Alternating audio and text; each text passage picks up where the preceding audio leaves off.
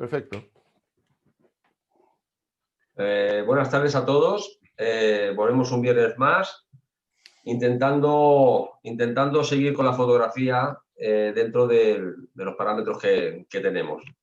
Es algo nuevo para nosotros, pero estamos insistiendo porque traemos a gente que nos resulta interesante para que nos expliquen su forma de ver la fotografía. Hoy es un caso que quisiera contar su currículum, pero es que me es imposible. Yo os presento a Miguel Ángel Muñoz Pellicer.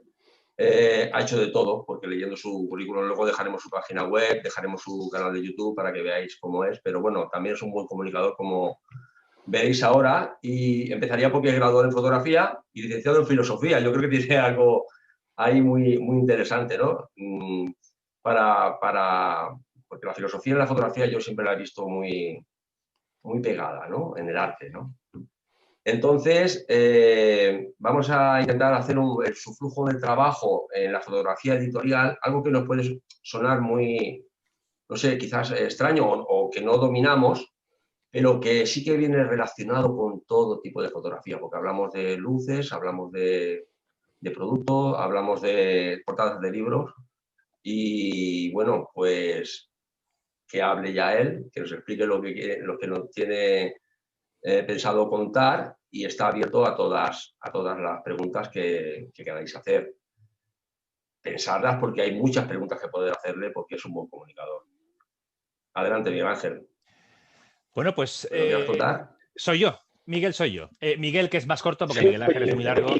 En primer lugar, muchísimas gracias a toda la gente de la Peña Fotográfica y todo el resto de la gente que se conecte hoy por, no sé, pues que cuenten con uno siempre es interesante. Entonces, no sé, pues me hizo mucha ilusión cuando me lo propusisteis y os agradezco muchísimo el que nos podamos juntar. Siempre es bueno conocer gente, cuanta más gente conozcamos en nuestro mundillo, mejor. Y lo dicho, es un placer estar aquí. Así que voy a empezar dándoos unos consejos básicos, y es que nosotros necesitábamos ofreceros algo para que supieseis de qué íbamos a hablar, que es un flujo de trabajo más o menos general para fotografía editorial. Pero lo más interesante de hoy es que podáis preguntarme y que yo pueda responderos en base a mi experiencia personal, pero que lo mejor es que aprovechéis la posibilidad que tenemos de interactuar gracias a esto. Dentro de todos los males que ha traído el COVID, hay algunas cosas que ha hecho que crezcan, como son las conexiones de este tipo, que antes eran imposibles si no eran físicamente. Y bueno, pues estas cosas han venido para quedarse. Así que cuando nos podamos ver más físicamente, mejor, pero también tendremos esta posibilidad de interconexión, que es más o menos nueva y que creo que es muy positiva para todo el mundo. Ya no me enrollo más. Yo voy a hablaros sobre el flujo de trabajo, como os decía, que es el flujo de trabajo para fotografía editorial. Pongo eso por poner un tope bastante interesante. Cuando tus fotografías tienen calidad suficiente para poder imprimir, es que han pasado ya todos los controles que serían menores que eso. Es decir, que aspiras a poder imprimir y dices, bueno, si consigo una calidad para poder imprimir, por ejemplo, en la revista National Geographic, pues mi equipo da calidad suficiente. Y todo el tema viene pues del cambio que hubo cuando pasamos de fotografía en película a fotografía digital. Hubo un montón de cosas que no sabíamos cómo hacer y que de repente nos hicieron desconfiar de todo lo que para nosotros era normal. También es cierto que la fotografía siempre ha estado llena de dogmas, algunos con más o menos razón y otros con ninguna. Y como a veces no podemos distinguir fácilmente entre unos y otros, pues nos pensamos que muchas cosas llevan razón y empezamos a generar ciertas jerarquías, que si este formato vale más que si este objetivo más bueno, que si estos son más malos, que... Yo, por suerte o por desgracia, me tuve que acostumbrar desde el principio a trabajar con equipos normales. Entonces solo me quedaba la alternativa de ver cómo le podía sacar el mayor partido a un equipo normal, en vez de ver qué equipo me compraba y cuán caro podía ser, porque sencillamente no me los podía permitir. Y de ahí viene mi planteamiento.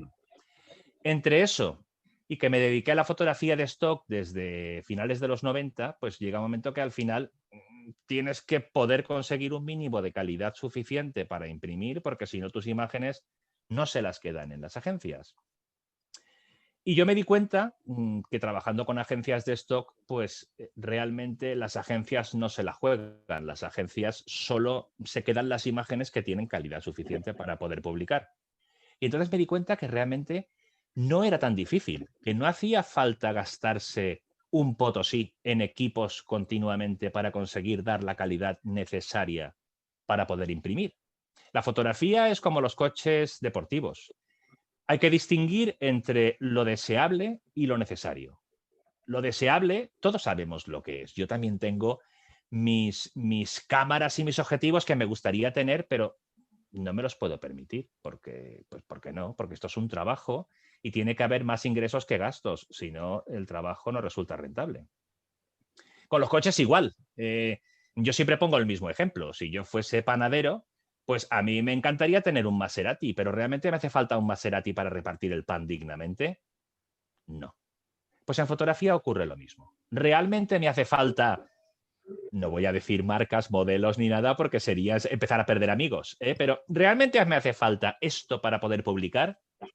No. Hay veces que no. Hay veces que lo que sí que hace falta es utilizar correctamente los equipos que tenemos para poder acabar teniendo al final del proceso la mayor calidad posible. Esos riesgos ya existían en la época de la película, pero en la época digital se han multiplicado de manera exponencial. Con un mismo equipo, frente a una misma situación y con unos controles más o menos iguales de supervisión del proceso fotográfico, podemos acabar teniendo imágenes muy diferentes en cuanto a calidad, con los mismos equipos. Eso quiere decir que realmente lo importante no es solo si tenemos este objetivo, esta cámara, sino cómo los utilizamos. Y eso es lo que se llama el flujo de trabajo. El flujo de trabajo es qué pasa con nuestros archivos desde el principio hasta el final. Y yo al principio me gusta ponerlo un paso antes del clic. Me gusta ponerlo en la previsualización. ¿Vale? Ya veis que como no me interrumpáis, yo no paro en 2 horas. Entonces, os lo digo porque si tenéis dudas, haced así algo que se note, sí, o mandadle un aviso a quien está en la mesa de mezclas. Yo afortunadamente no tengo que estar pendiente de quién tiene preguntas, pero por favor, cortadme en cualquier momento porque yo no pierdo el hilo. Además, tengo aquí otra pantalla, de vez en cuando miraré. No estoy... Miguel, empiezo yo. Dime, vale. Empiezo yo. Bueno, yo creo que, como tú dices, no es el arco ni la flecha, al final es el indio que sepa utilizar el arco y la flecha, lo importante, no es que sea muy preciso, ¿no? Pero en las bases de fotografía, como Shooter, como Fotolia o como todos estos, no te exigen unos megas necesarios que un equipo básico no te los va a dar. No te exigen unos tamaños importantes porque depende del tamaño que tengas, cobrarás más o cobrarás menos, ¿no? Alguna vez que lo he visitado ha sido así, ¿no? Sí y no. Lo que te ofrecen siempre está. Lo que te ofrecen, o sea, lo que te piden actualmente es un estándar. Si te piden 24 megapíxeles, actualmente hasta las cámaras que valen 190 euros de segunda mano en Wallapop ya te dan eso. Hasta una... Yo soy usuario de Nikon. Es una desgracia como otra cualquiera. Sí, es verdad. Yo soy de Canon, pues claro, yo empiezo diciendo que es una desgracia, así no me busco enemigos. Tengo Nikon porque ya tenía Nikon en la época analógica y francamente nunca he encontrado la necesidad de cambiar. Siempre que he visto un escollo me he dado cuenta de que al final la razón por la cual las fotos no eran buenas era yo, no la cámara. Exacto. Claro. Entonces, bueno, pues uso Nikon, pero eso da absolutamente igual. Pero actualmente lo que te piden las agencias es lo que te ofrece cualquier cámara que esté de oferta ahora para Reyes en Carrefour. Sin más. Sí. ¿No crees que al final lo más importante es la luz? ¿Es el manejo de la luz? En estudio, en paisaje, en exteriores. Al final, sí que es verdad que los objetivos, pues bueno, los hay con más calidad, pero esos objetivos que le llamamos pisapapeles siempre que te vienen con la cámara, ¿por qué a veces da fotos excepcionales? Pues porque has utilizado bien la luz, sí, ¿no? Me lo estáis poniendo en bandeja. O sea, tengo un vídeo en mi canal de YouTube en el que explico justamente eso. Y tú me lo has dicho porque has visto el vídeo, claro. No, hasta ahí no he llegado. He visto dos, no he llegado, pero lo veré. Uno de los más recientes es cómo sacarle 5 claves para sacar el máximo partido de tu Zoom pisapapeles. El típico pisapapeles, el típico 1855, que mucha gente se frustra. Lo primero por lo que escucha, antes incluso de comprobar su objetivo, ya oye cosas y dice, claro, te revientan el amor que ibas a sentir por tu objetivo, te lo mandan a hacer puñetas. Tenemos a alguien que no tiene auriculares y tiene retorno en su micrófono y me estoy oyendo con retraso a través del micrófono de alguien. Es José y lo acabo de silenciar. José, actívate cuando quieras hablar. Actívate.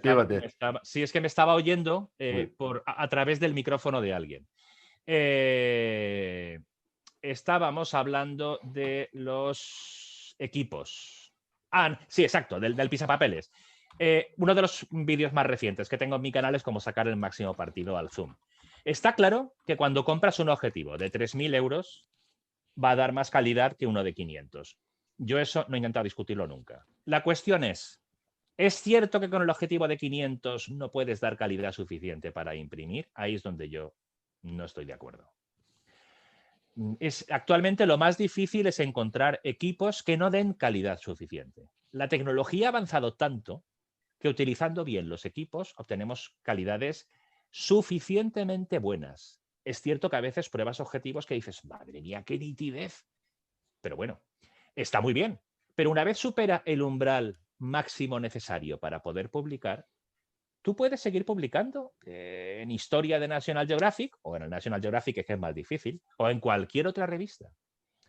Entonces, también tenemos que tener en cuenta cuál va a ser el destino de nuestras imágenes. Lo que ocurre es que ahí venía yo un poco, ¿no?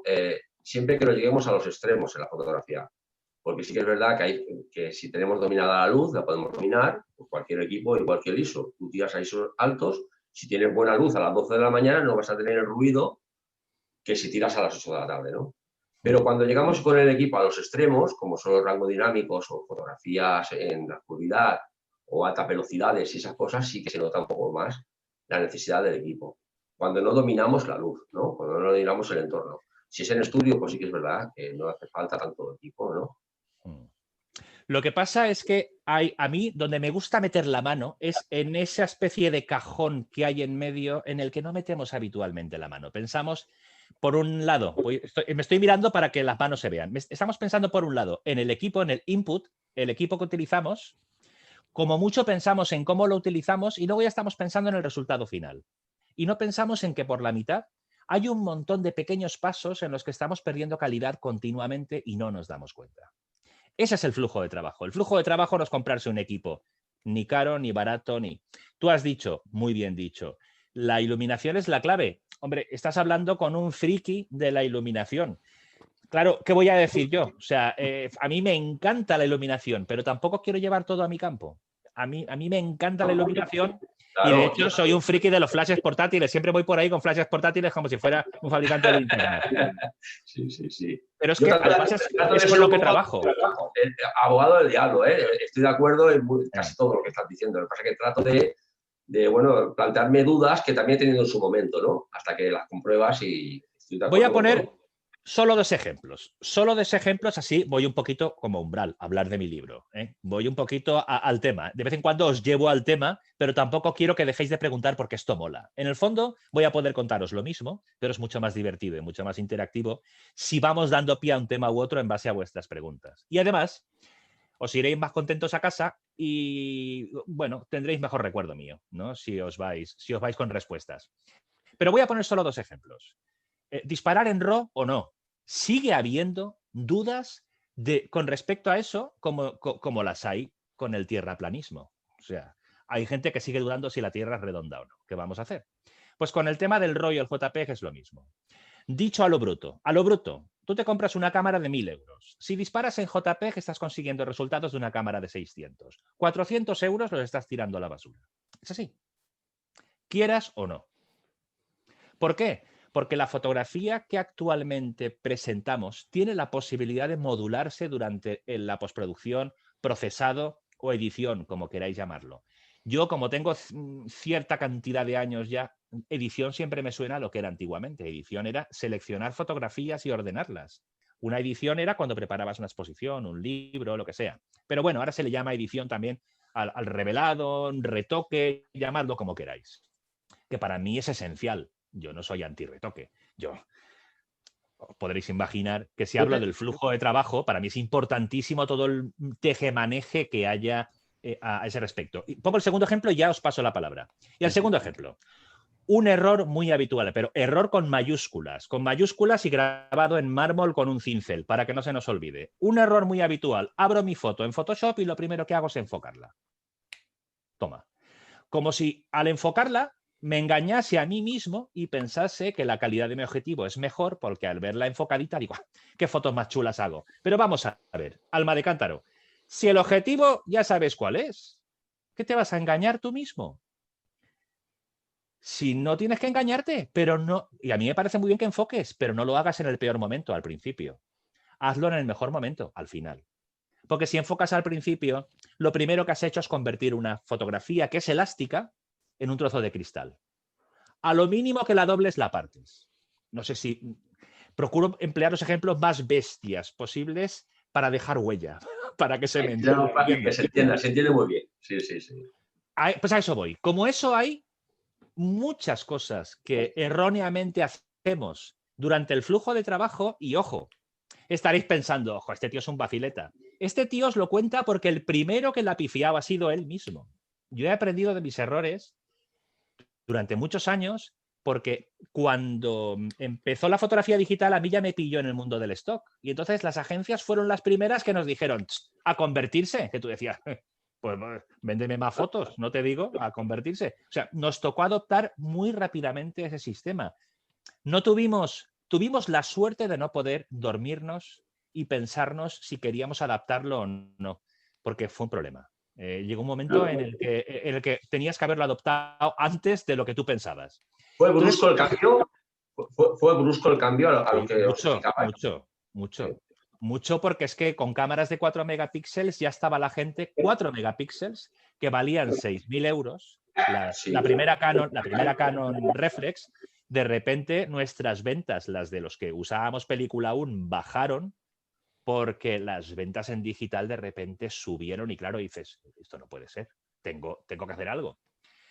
Yo trabajé en híbrido durante mucho tiempo. Híbrido es que disparaba con película, pero me compré un escáner de película y escaneaba la película para poder optimizar mi flujo de trabajo, que entonces aún no sabía ni que eso era un flujo de trabajo. Pero estaba aburrido de no poder vender imágenes porque aparecía una botellita de plástico en una esquina, una colilla en el suelo, un pájaro en el cielo que no sabes ni que es un pájaro y que parece una mancha en el cielo. Todo eso los que trabajaban en digital ya empezaban a limpiarlo. Y nuestras fotografías bajaban en perfección con respecto a las fotografías de quien trabajaba en digital. Nos tuvimos que convertir sí o sí. Entonces, todo lo que yo digo que son errores en el flujo de trabajo, no me estoy burlando de nadie. Estoy viendo con humor las pifiadas que yo cometí durante más o menos tiempo y de las que aprendí. Y ahora intento que los demás pues no les pase lo mismo, que no pierdan el tiempo. Una cosa que te quería preguntar. Has hablado de las fotografías de stock, ¿no? Sí. ¿Está mal visto el retoque en la fotografía de stock? Depende. Si tú vendes la fotografía como documental... O sea, ¿es más vendible una fotografía sin retoque que con retoque en stock? No. Pero con depende. En el mundo del stock hay dos grandes, igual que en el mundo de la fotografía, hay dos grandes grupos. Fotografía documental, fotografía en la que tú estás diciendo que la vida real es así. Ahí no te puedes permitir el lujo de mentir, con lo cual no debes retocar. Pero ojo, solo con decidir dónde te pones y qué encuadras, ya estás mintiendo, no, ya estás dando tu punto de vista. Eso en la fotografía de guerra de Vietnam se vio porque veías a defensores de un bando y de otro veías las fotos y decías, pues que parecen dos conflictos distintos. Y es la misma escena. A veces los fotógrafos estaban al lado y uno fotografiaba lo que se cargaban los camiones y otro lo que se quedaba fuera. Entonces, solo con el ángulo que tú decides, la posición en la que tú decides estar, ya das una visión subjetiva. Si quieres, no le llames otra cosa, subjetiva. pero no te puedes permitir el lujo encima de quitar a una persona cuando hay dos o quitar una pistola o lo que tú quieras. Y en fotografía documental menos conflictiva, tampoco. Cuando tú quieres contar la realidad, tienes que tener ética y no falsear las cosas. Pero es el único caso. En una fotografía de belleza, sin retocar, no tienes, o sea, es que no tiene ningún sentido. Es que eso la gente ni se lo plantea. Que luego retoques más o menos, bueno, eso ya es una cuestión de modulación. Hay veces que dejas la cara que parece una lámpara de cristal y dices, bueno, igual me he pasado. Pero el retoque básico, normal, por supuesto que se quita. Si hay un hilo colgando de una chaqueta o hay una imperfección en la piel, es que eso ni se duda, eso se quita, por supuesto. Y bueno, si hablamos de producto, ya ni te cuento. Los productos salen imperfectos siempre de fábrica. El que se coge como producto para la fotografía final tiene que ir retocado sí o sí. Ahí no hay alternativa. Pero la fotografía artística sí que está, hay otros canales, ¿no? Que no es el stock, ¿no? Sí, Una fotografía claro, artística por supuesto. no se vende porque me imagino que la gente de viaje no quiere un lugar tétrico que es muy bonito, muy encantador, pero se le ha dado no sé, el fotógrafo le ha metido el alma, ¿no? Pero nadie quiere, una agencia de viajes que sería el posible comprador, quiere un cielo azul, con el castillo bien delimitado o la montaña bien puesta, ¿no? O sea, lo artístico tiene que haber otros canales donde poder venderlo, ¿no? Sí, y aparte que lo artístico también es una definición muy, muy amplia. O sea, lo Bueno, artístico... es para referirme nos hagamos la idea a qué nos referimos, ¿no? Una Vía Láctea fotografiada normal, pues no es como la vemos por aquí, ¿no? Claro. Que es más artístico. No sé, los bosques o incluso un bodegón es mucho más artístico, ¿no? Sin embargo, no tiene salidas por ahí. No hay forma de que se vendan, ¿no? No, los bodegones en stock se venden muchísimo. Los bodegones y la fotografía de productos se venden muchísimo. Lo que ocurre, vamos a ver, yo parezco siempre el friki de la iluminación con flash portátil y del stock, porque son las dos cosas que más hago. Yo no quiero tampoco centrar la conversación en eso. Lo que ocurre es que he usado como ejemplo la fotografía de stock por ser un tipo de fotografía muy exigente. Es decir, si técnicamente tu fotografía cubre las expectativas de una agencia de stock top, de calidad, ya te puedes despreocupar si alguien te dice, va, ese objetivo tuyo no vale o esa cámara, me es igual. Si da la calidad para imprimir, me da absolutamente igual lo que me digas. O sea, problema ninguno. Que eso no ocurre cuando a mí me pasaba en su momento. Cuando yo no publicaba fotografías decía, joder, llevarán razón. Me van a amargar el día estos. Con que si el objetivo da o no da calidad, ¿sabes? Tenías tu objetivo ahí que estabas dudoso y encima la gente te decía, va, eso no vale ni de objeto arrojadizo. Decías, qué tío. Entonces, cuando tú puedes comprobar que tus imágenes se publican, te quitas de encima un montón de tabús y de dogmas y de creencias en lo que te digan los demás que dices, apunta, dímelo 2 veces, que con una no me ha llegado bastante. Bien, hablando de tabús y de dogmas, en la fotografía de stock, ¿cómo se concibe el montaje? No sé, ¿se acepta? Hombre, ¿Es vendible? Vamos.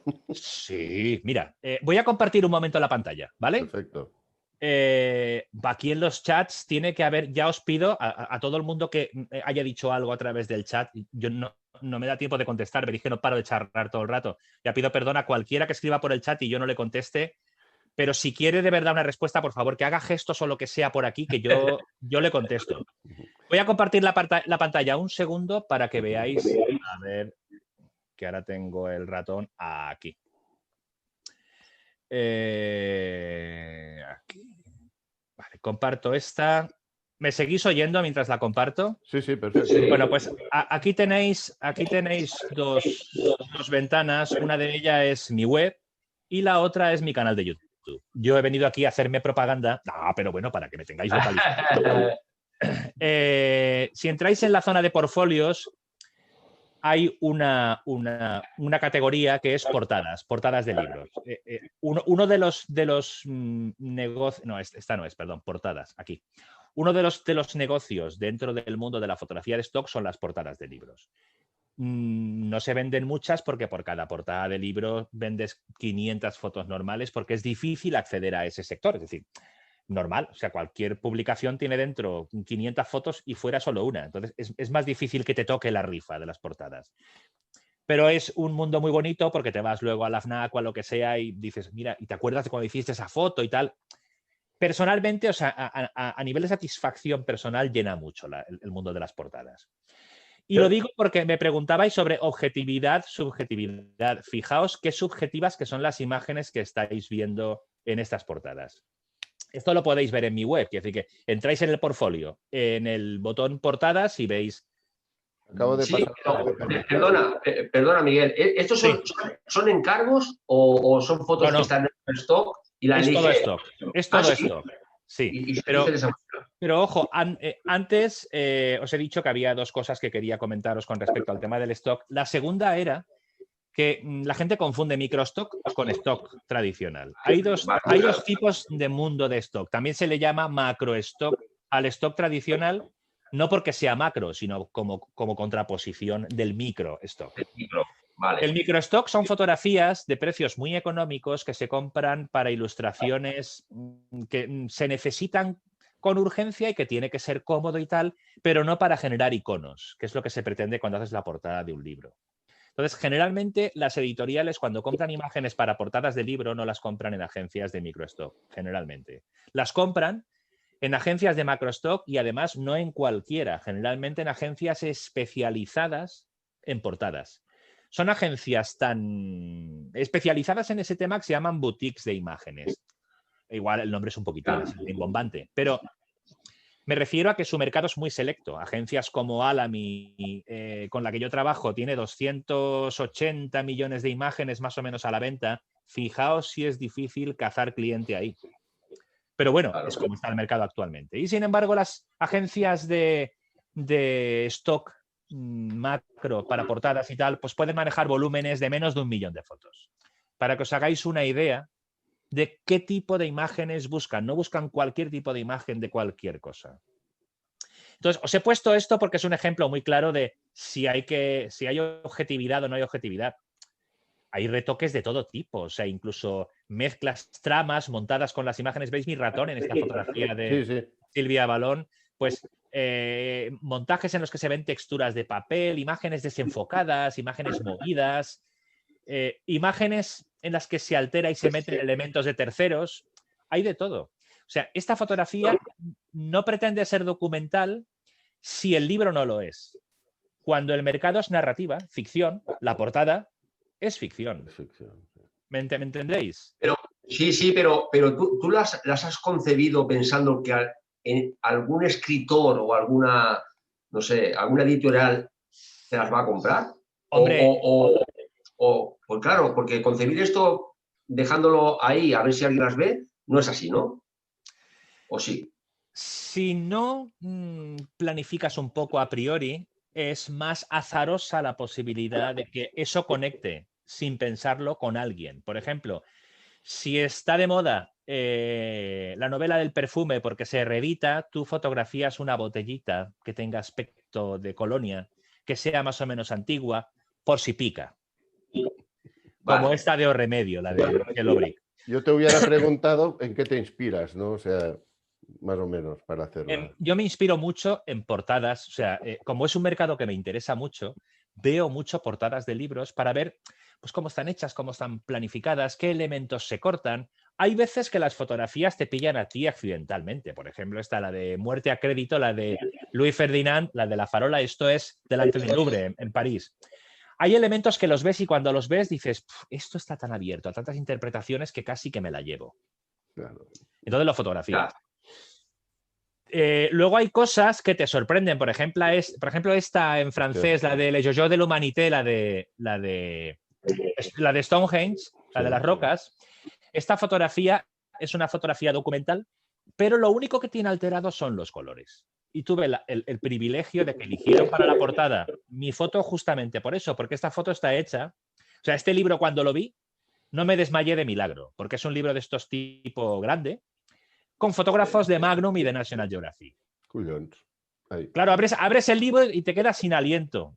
Y claro, la única foto mía es la de la portada. Dentro no hay porque es imposible competir con las luces y las calidades de los fotógrafos de dentro. Pero querían algo distinto para la portada y me tocó el premio gordo. Qué bien.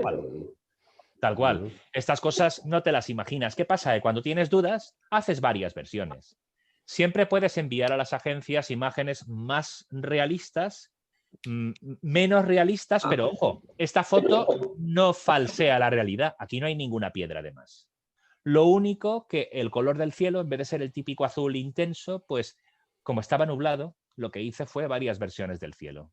Azulado y otras con un tono más cálido, dándole más calidez para quitar el aspecto plomizo de la situación, que por otro lado es muy típico en esta zona. Pero haces las dos, las envías a la agencia y la agencia se queda finalmente la que quiera. La mayoría de agencias deciden que se quedan de lo que tú les envías. Tú puedes enviar mucho, pero ellos luego se quedan lo que quieren. Dejo de compartir y vuelvo con vosotros, ¿vale? Perfecto. Aquí estoy. La inmensa mayoría de agencias, como os decía, tú envías y ellas se quedan lo que quieren. Veo que el tema va por el stock. Si queréis seguir preguntando por stock, yo no tengo ningún problema, ¿eh? No, tira. Sí, bueno, pues voy a continuar. Lo primero, si queréis, no me lo habéis preguntado, pero yo imagino que me lo querríais preguntar. Y a lo mejor no ha surgido en la ocasión, pero cuando lo diga diréis, mira, ostras, lo que yo quería preguntar. ¿Qué quería preguntar? ¿Cómo obtener el máximo partido de mi cámara? Yo creo que eso le mola a cualquiera. Bueno, pues lo primero que yo os aconsejo... Es comprarse Nikon, ¿no? Hombre, por supuesto. No, antes que eso, lo primero que os aconsejo es que me interrumpáis cuando queráis para preguntar. Es muy importante. Pero si no, yo tiro millas. Tenemos el chat abierto para toda la gente. Yo estoy pendiente del chat, ¿eh? O sea, masacrad a preguntas que se las iremos pasando. Ahí. Bueno, lo primero que yo os aconsejo es disparar en RAW. Si tenéis una cámara que permita más o menos profundidad de bits en el RAW y tal, bueno, eso ya es un problema, eso ya lo dejo a vuestra elección. Pero sí que os aconsejo que disparéis en RAW. Si resulta que necesitáis disparar en JPEG, que difícil es que haga falta disparar en JPEG sin guardar a la vez el RAW. Porque hay veces que si el espacio, que si tal, pero si actualmente las tarjetas de 64 gigas valen tiradas de precio y te caben fotos para aburrir en 64 gigas. Es más, ¿no tienes espacio? Dispara menos. Que seguro que cada 2 fotos que tiramos, una es mala. Pues la mala no la tires. Procura tirar solo las buenas. No es cachondeo. A mí me pasa. Yo disparo muchas fotos malas, siempre procuro disparar menos y al final siempre acabo borrando un mogollón. Bueno, en cualquier caso, es difícil que tengáis una razón de peso para necesitar un JPEG ya. Si es así, disparad con RAW y JPEG. Y el JPEG, gastadlo solo para una emergencia, pero disparad en RAW. ¿Por qué? Pues porque luego viene aquello de estas sombras, es que he intentado levantarlas, pero enseguida se posteriza, enseguida salen manchas, sale todo así demasiado como alterado. Porque si lo intentas hacer con el JPEG, estás perdido. El JPEG da muy poca calidad. Con los cielos, lo mismo. Es que los cielos se me han quedado así medio desvaídos y tal, y voy a oscurecerlos, pero es que lo oscurezco y queda artificial. Claro. Es que el RAW se inventó para algo, para aprovecharlo. Yo sé que es un poquitín más paliza trabajar con el RAW, me lo diréis a mí que siempre disparo con RAW, claro que lo sé. Pero es que el problema es que las fotos, una vez dadas por acabadas, se queda ahí para siempre. Y se puede quedar bien, regular o mal. Eso lo decides tú. Y luego cuando ves las fotos y dices, ves las fotos de otro y dices, qué bien las acaba, y yo no, está en tus manos. Simplemente es activar lo de disparar en RAW. No os pego más la paliza, pero sí que os aconsejo que disparéis en RAW y que le dediquéis un tiempo al conversor RAW, el que sea. Gratuito, Photoshop, Lightroom, Capture One, lo que sea. Yo trabajo con Lightroom y con Photoshop. Es por hábito. Cuando trabajéis con RAW, lo primero que podéis hacer es, por llevar un orden, es, os digo si queréis lo que yo hago. Estoy oyendo ruidos por ahí. ¿Es una pregunta? ¿Hay alguna pregunta o no? No, es José.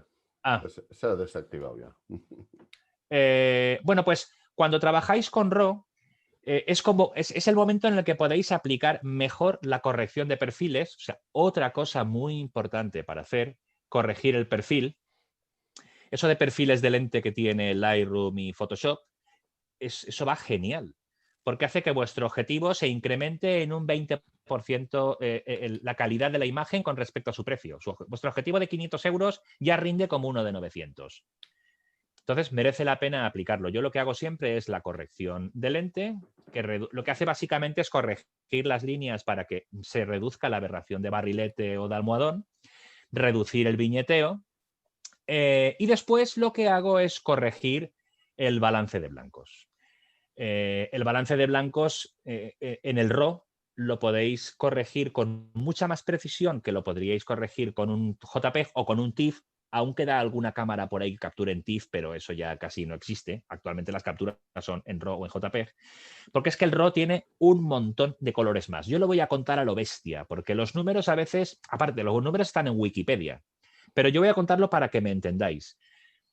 Para hacer una fotografía final de calidad, para, no sé, pensad en la editorial que más os mole, pues para la portada de esa editorial, sea revista, sean libros, lo que sea, o un póster. Para la máxima calidad posible necesitaríais, voy a ampliar una metáfora, un estuche de, ¿recordáis cuando éramos pequeños los estuches de colores de 12, 24, 36? Los números más altos ya eran los que veías en las bolsas de otros, que se te caía la baba, que decías, madre mía, cuántos colores. Bueno, pues pongamos que puedes necesitar 36, un estuche con 36 colores para tener, por ejemplo, 3 azules distintos para que el cielo tenga varios tonos, para tener 3 marrones distintos para que las zonas de sombra oscuras puedan tener tonos distintos. Necesitas 36. El JPEG, si no lo tocas, puede llegar a darte 36 en los mejores casos, en algunos menos, a lo mejor 30. Y el RAW te puede dar a lo mejor 80 colores.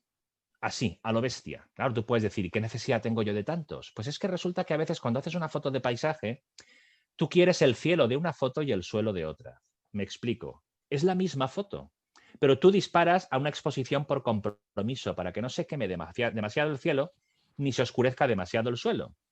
Pero luego te gustaría tener el cielo subexpuesto un EV,5 y el suelo sobreexpuesto un EV,5.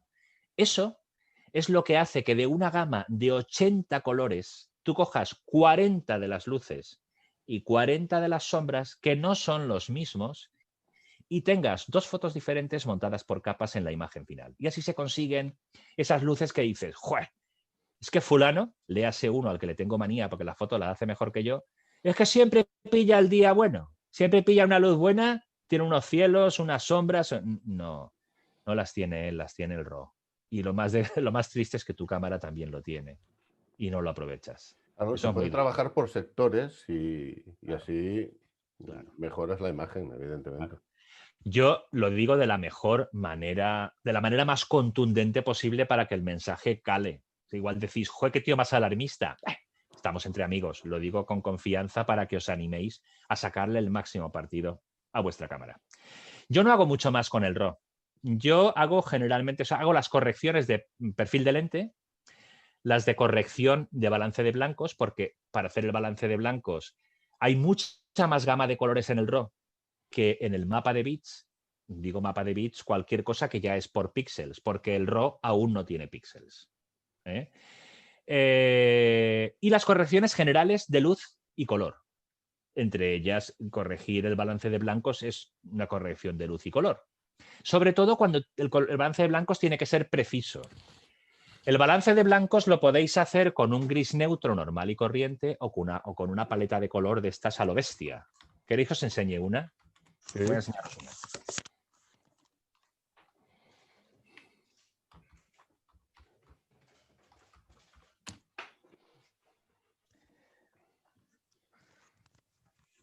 Ya estoy. Se ha caído, se ha oído, ¿no? Bueno, me refiero a esto. O sea, cuando necesitáis trabajar con color con mucha precisión, podéis trabajar con esto. Pero no hace falta tanto. En el 95% de casos, la corrección de color la podéis hacer suficientemente bien simplemente con un gris neutro. Un gris neutro es cualquiera de los que están aquí. Los extremos no. Lo del balance de blancos, aunque se llame blancos, no lo hagáis con un blanco. Es mucho menos preciso. Es mejor hacerlo con grises, con tonos intermedios de gris. como estos de aquí. Este se ve demasiado iluminado, pero bueno, estos de aquí irían bien. Huir de los extremos. ¿Esto qué es? Esta paleta realmente es la Spider Checker de Datacolor que funciona con un software. Esto realmente está hecho para calibrar conversores RAW. Una cosa que cuanto más han evolucionado los conversores RAW, menos precisa es. Pero que lo que hace es evitar los problemas que tienen los conversores RAW cuando son genéricos. Adobe, por ejemplo. Adobe es un conversor que tiene que convertir fotografías de Fuji, de Canon, de Leica, Nikon, Olympus. Tenemos micros. Ya está, ya está. Perfecto, perfecto, Felicidad. Muchas gracias. Cuando trabajáis con un conversor genérico, necesitáis evitar las desviaciones de color que se producen por ser un conversor común para todos. Cuando trabajáis con Nikon y queréis usar el mejor conversor para Nikon, buscad el disco ese que iba en la caja de la cámara y usad eso como conversor. Como es el conversor hecho por el fabricante de vuestra cámara, no tiene que preocuparse por cómo representan los rojos, los verdes o los azules otras marcas como Olympus, Fuji. No, solo tiene que preocuparse por convertir su propio RAW. Entonces es la conversión automática más precisa de color que podéis encontrar. Pero cuando trabajáis con conversores genéricos, Capture One, Photoshop, Darkroom, Raw Therapy, de los que hay muy buenos también de licencia libre, cuando trabajáis con uno genérico, pues estáis, cada color se convierte de la manera más equilibrada posible, la promedio entre cómo lo sacaría a lo mejor Canon, que lo saca más naranja, y cómo lo sacaría Nikon, que a lo mejor lo saca más rosa. ¿Me explico? Entonces, lo que habéis visto es eso, es una cosa que va asociada con un software. Decidme, ¿hay pregunta por ahí o no? No, me parece. Sí, hay un par de preguntas. A ver, pues venga, va, pregunten, disparen. Primero nos vamos un poco atrás, lo que hemos hablado, lo de los stocks, pero han preguntado, mira, Biel Montero nos dice... Menos mal que la charla no era de fotografía de stock. No. Pero bueno, algo ha quedado porque alguien tiene dudas, ¿no? Perdona, José, ¿sabes qué quiere decir esto, no, Miguel? ¿El qué? Que nos estemos tan solo en stock. Bueno, pues que a la gente le interesa el tema, ¿no? No, quiere decir que tendrás que venir otro día a explicarnos lo que nos venían. El grupo de trabajo, eso es. Es lo que hay. Vale. Bueno, mira, pues nos preguntan que cómo se empieza en el stock, ¿no? Y si merece la pena intentar vender siendo solamente un aficionado. Quiere decir que si los impuestos te comen con lo ganado o si llegas a vender alguna foto. Actualmente el stock está muy masificado. Todo el mundo que me lo pregunta, se lo digo tal cual. O sea, yo prefiero primero las malas noticias y luego las buenas. El stock está muy masificado. Entonces, si te vas a dedicar solo al stock como negocio, tienes que estar dispuesto a producir muchísimo. ¿Eso quiere decir que por estar muy masificado esté imposible? No, ni mucho menos. Está muy masificado, pero como siempre, la excepción no abunda. Hay gente buenísima que dices, me quito el sombrero 5 o 6 veces, vaya tela. Esa gente va a vender siempre, mucho. Puedes ser tú, ¿por qué no? Entonces tienes que buscar una agencia que tenga un equilibrio entre muchos elementos, que tenga un buen mercado. Hay veces que decimos, ¡buah! En esa agencia no, que si hay 300 millones de imágenes, ¿cómo van a coger mías? Esa es la que tiene clientes. La que tiene 1000 imágenes, allí no se acerca nadie ni para decir buenas noches. ¿No vas a vender?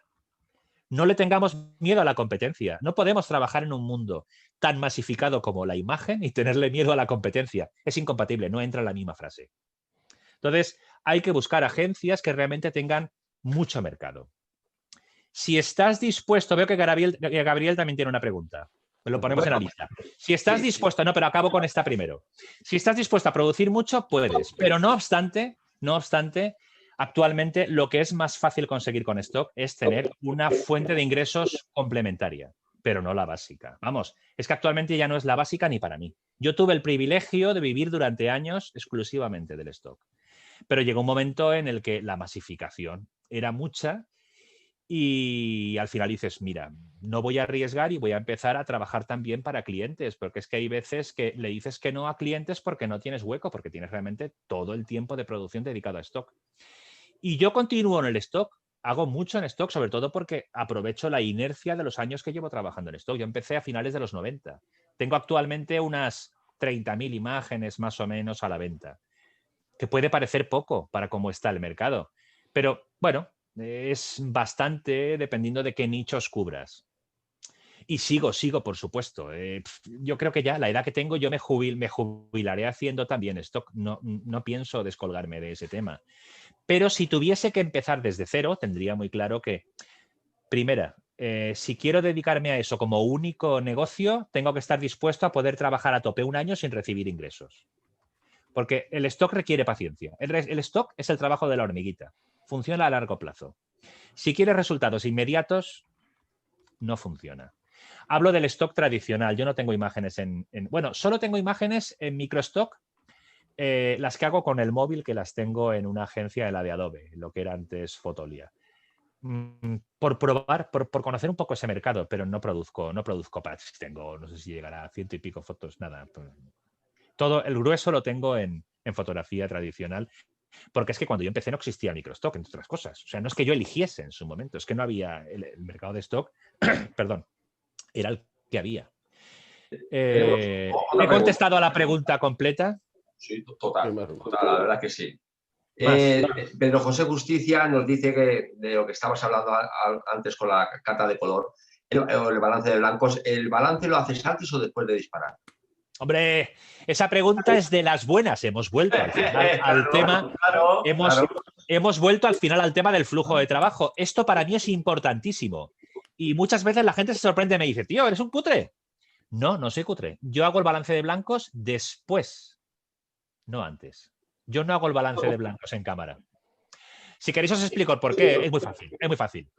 En una pantalla tan pequeña, sometido a circunstancias de visionado en las que a veces tienes luces de todos los colores o estás en la calle o lo que sea, con la poca precisión que tiene la pantalla de la cámara, yo no puedo confiar en que ya haya acertado y me esté corrigiendo bien el color. No.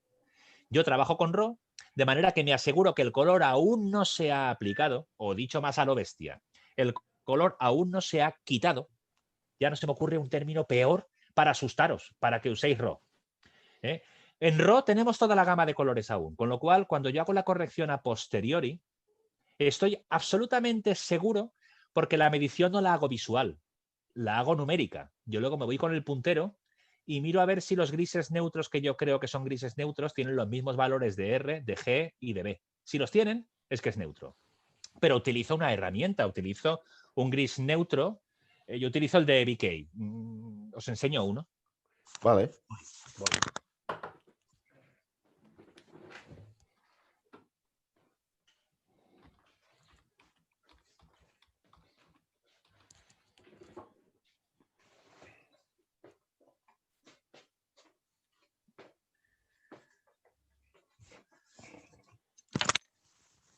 Ya estoy. Perfecto, Utilizo esto. Es un gris neutro, pero es de cerámica. Entonces el color no degrada. Es gris, de hecho. No es como los de cartón que con el tiempo dices, ¿la foto me salen verdes? Claro, es que se está hecho magenta el gris y no te has dado cuenta. Hasta los cartones de toda la vida, aunque los guardes a oscuras y tal, da igual, se estropean. Entonces, esto no, porque esto además que si está sucio de roce, lo lavas en el agua y ya está. Con esto, ¿quieres decir que si lo haces antes, ¿no? Estás como haciendo un preset al RAW, ¿no? Estás haciendo un preset o un ajuste de cámara al RAW. No te llega de nuevo al editor, no te llega el RAW pues limpio, sin nada. No, sí que llega. Si trabajas con RAW, el color que estás capturando es todo. Lo único que te muestra el conversor RAW es, por decirlo de alguna manera, el conversor RAW te dice, según el balance de blancos que has aplicado, tu fotografía en RAW, cuando la conviertas a mapa de bits, reproducirá así los colores. Está enseñando JPG. Exacto. El RAW lo sigue teniendo todos. Entonces yo lo que hago es poner un preset más o menos parecido, sobre todo porque muchas veces trabajo con el cliente al lado y tiene que ver resultados. Entonces trabajo con un preset, pues si trabajo con flashes, pues el preset de flash y ya está. Pero luego la corrección de verdad la hago en el RAW, a posteriori, en el conversor RAW. Porque lo que vemos en pantalla en la cámara es un JPEG, ¿no? Es una, sí, más o menos. Es una interpretación que ya hace el software de la cámara, ¿no? Y siempre pongo un gris, el que sea, esto, uno de cartón o lo que sea, pero siempre pongo un gris al principio de la sesión y luego en toda la sesión, sea de lo que sea.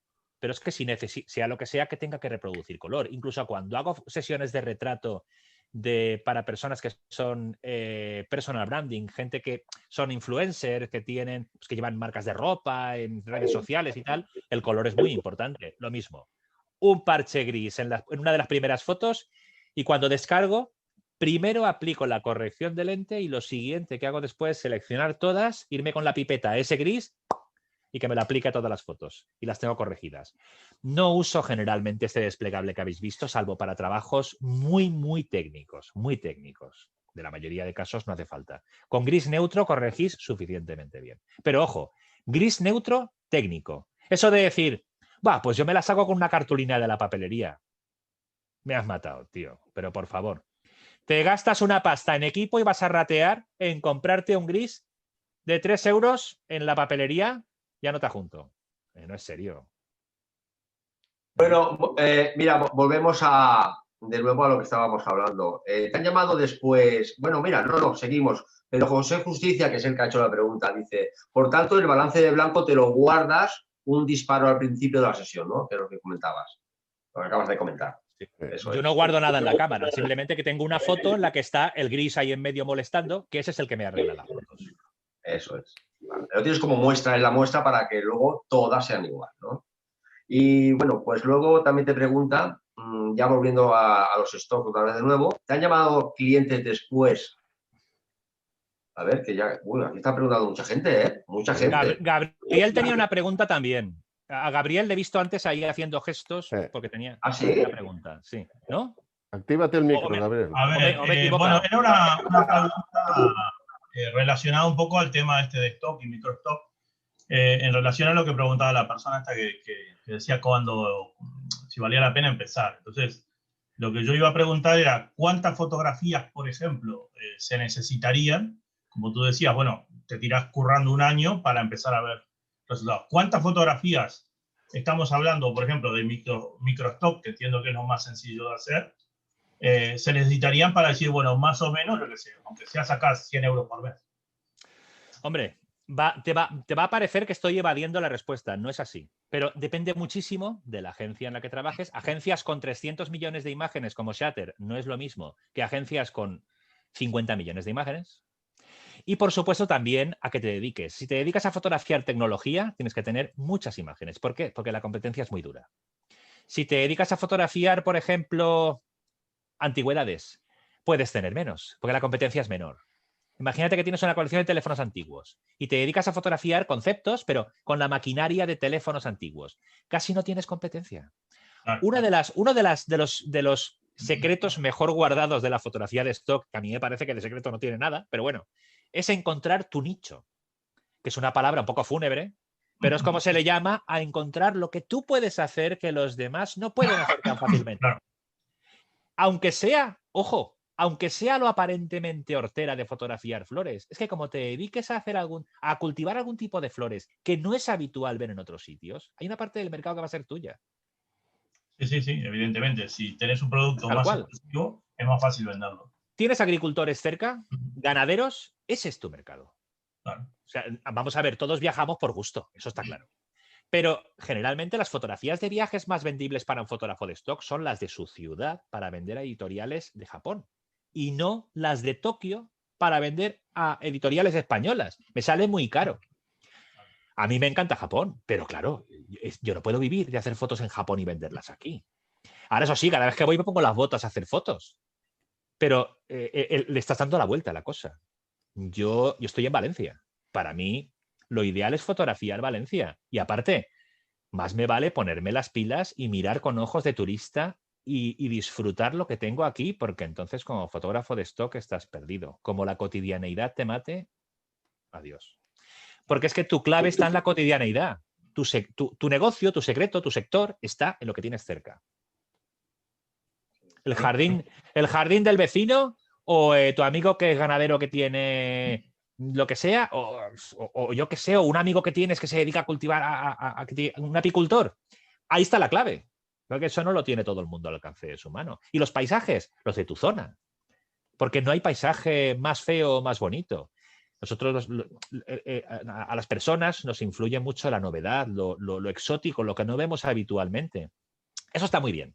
Lo que no está tan bien es que no veamos lo mismo en lo que nos acompaña continuamente. Es una pena que como fotógrafos... Vamos, a mí me parece alucinante el ejercicio que hace Tino Soriano todos los días saliendo a fotografiar el lago de Bañoles. Sí, sí. Claro, es que eso es tener espíritu fotográfico. Lo que pasa es que lo que a veces ves cotidianamente no te llama la atención porque estás, podemos decir, aburrido de verlo, y de repente viene alguien y te muestra, yo qué sé, algo de Tokio, y dices, hostia. Sí, claro. Hostia, lo dirá un mismo japonés cuando le mostras algo de Barcelona. Claro, sí, suena distinto, pero más o menos es... Sí, es así, pero claro, la cuestión está en que tenemos que luchar contra eso. No nos puede chafar la cotidianeidad, porque entonces estamos perdiendo tiempo, dinero y facultades. Perfecto. Más preguntas. Sí, Dígame. bueno, mira, la fotografía de cristal, como botellas de coñac, etcétera, Sí. ¿vale? Cristal de bebidas, cristal en general, ¿es de lo más complicado? Hombre, todo lo que tenga reflejos es de las cosas más complicadas que hay. Porque la iluminación la tienes que poner tú. O sea, no vale ponerte, me pongo aquí en esta parte de la casa que hace sombra y fotografío. Claro, luego amplías en Photoshop y te ves tú en la botella de cristal. O sea, no, es de las cosas más complicadas que hay porque hay que iluminar, hay que construir diversos planos de luz y estar dispuesto a retocar mucho. O sea, la foto, eso de decir, yo quiero la foto obtenida en el momento de la obturación. O sea, yo quiero que la foto salga perfecta en la captura. Va a ser difícil, ¿eh? Va a ser difícil. Tienes que retocar luego, ¿no? Tienes que retocar. Si hay reflejos en el fondo, allá detrás, en el fondo estás tú, reflejado también.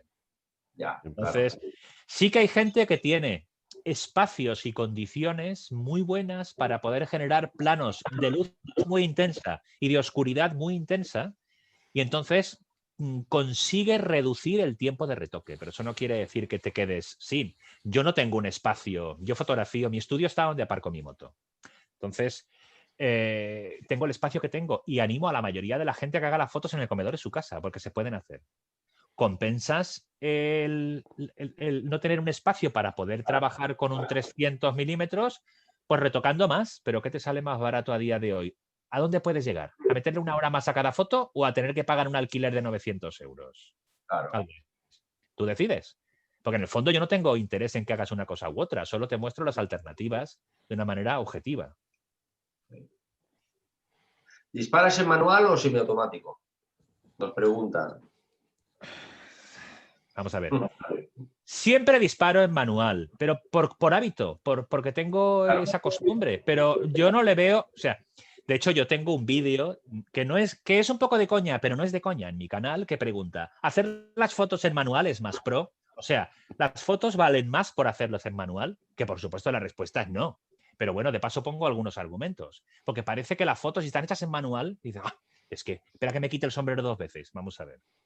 ¿Te gusta la foto? Te gusta. ¿No te gusta la foto? No te gusta. Ni en manual ni a pedales. No te gusta. Y ya está. Entonces, da igual. Yo trabajo en manual por costumbre, pero no por otra cosa. Pero sí que sería un buen consejo decir, para trabajar en manual, en semiautomático antes deberías aprender en manual, ¿no? Y una vez que dominas el manual, es una función que tiene la cámara que nos va a ayudar en muchas ocasiones los semiautomáticos, ¿no? Hombre, yo he visto que a veces resulta más eficaz para la gente aprender trabajando en program o semiautomático y enseñarles para qué sirve el botoncito ese del más y el menos. Porque hay veces que a la gente le resulta más fácil entenderlo y dice, si aprieto el más, o sea, si pone más algo es más luz y si pone menos algo es menos luz. Entonces lo empiezan a entender fácilmente. Vale, como ejemplo sí, pero al final, ¿no? Entender que el diafragma y la velocidad lo pones tú, o el triángulo con el ISO, es necesario aprenderlo para luego coger, según qué tipo de fotografía, ¿no? Pues tu velocidad o diafragma, lo que te vayas a utilizar. Hemos cogido uno de los temas que me apasiona, no es coña. Hay muchas veces que estamos trabajando en manual, pero lo único que hacemos es mover ruedecitas, que a veces vamos tan rápidos que se nos olvida cuál estamos moviendo, hasta que la raya está en el 0. Si hacemos eso, eso no es trabajar en manual. seamos... No, tú preconcibes la fotografía y sabes, yo te digo, quiero el diafragma este para esto o la velocidad esta para lo otro, ¿no? Entonces yo, depende de qué fotografía, lo hago en manual, porque es lo que yo voy a hacer. Eso es aprender en manual. Es semiautomático, es saber que yo voy a poner un diafragma subido y voy a congelar el coche, porque me lo va a hacer mi cámara, ¿no? Si tengo claro que necesito, por ejemplo, congelar el movimiento, hay muchos fotógrafos de prensa de deportes que lo que hacen es trabajar en semiautomático dejando bloqueada la velocidad y así saben seguro que la foto no sale movida.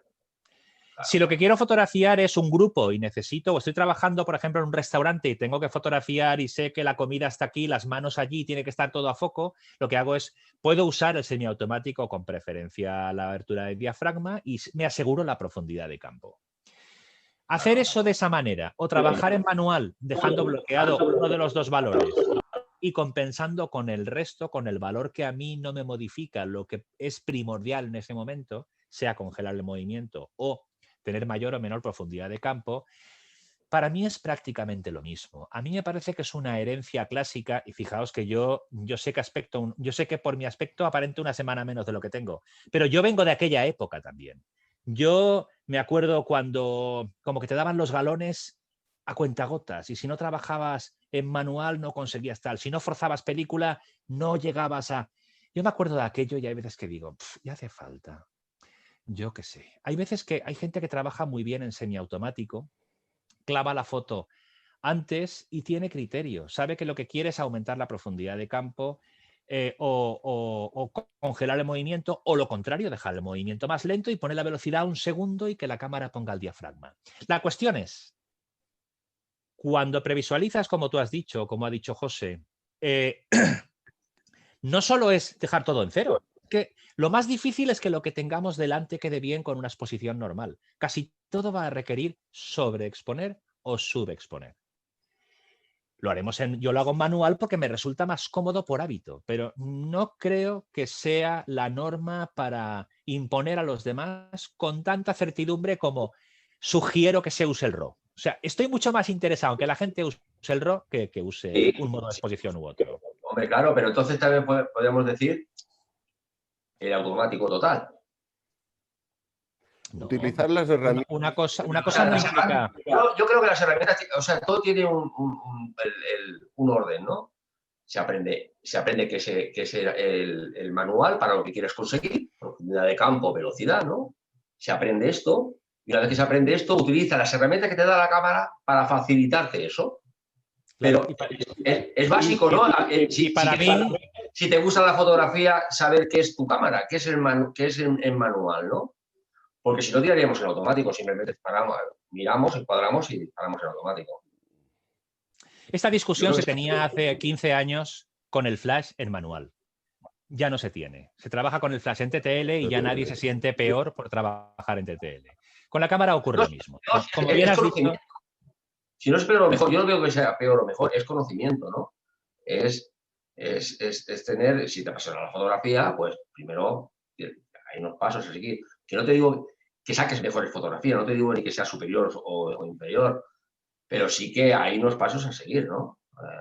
Es igual que las reglas compositivas, pues se saltan cuando las sabes. Si no te vas saltando las reglas, ¿y por qué te saltan las reglas? Tienes que justificarlas, ¿no? De alguna manera. Y no soy nada ortodoxo. Te digo que hago mucho de abogado del diablo, ¿eh? No soy nada ni purista ni ortodoxo, pero las saltas cuando las sabes. Si no, pues, bueno, pues las saltas por azar o porque no sabes por qué funciona o no funciona, si no las sabes. Es que yo no he dicho que la gente trabaje en semiautomático sin saber lo que está haciendo. Lo que he dicho es que cuando lo sabe, por ejemplo, fotógrafos de prensa que hacen deportes, decirles que trabajen en manual no tiene ningún sentido. Es mucho más fácil que trabajen en semiautomático. Entonces hablamos de lo mismo, porque ese fotógrafo de prensa ya sabe trabajar manual y utiliza la herramienta de la cámara que le va bien. Claro.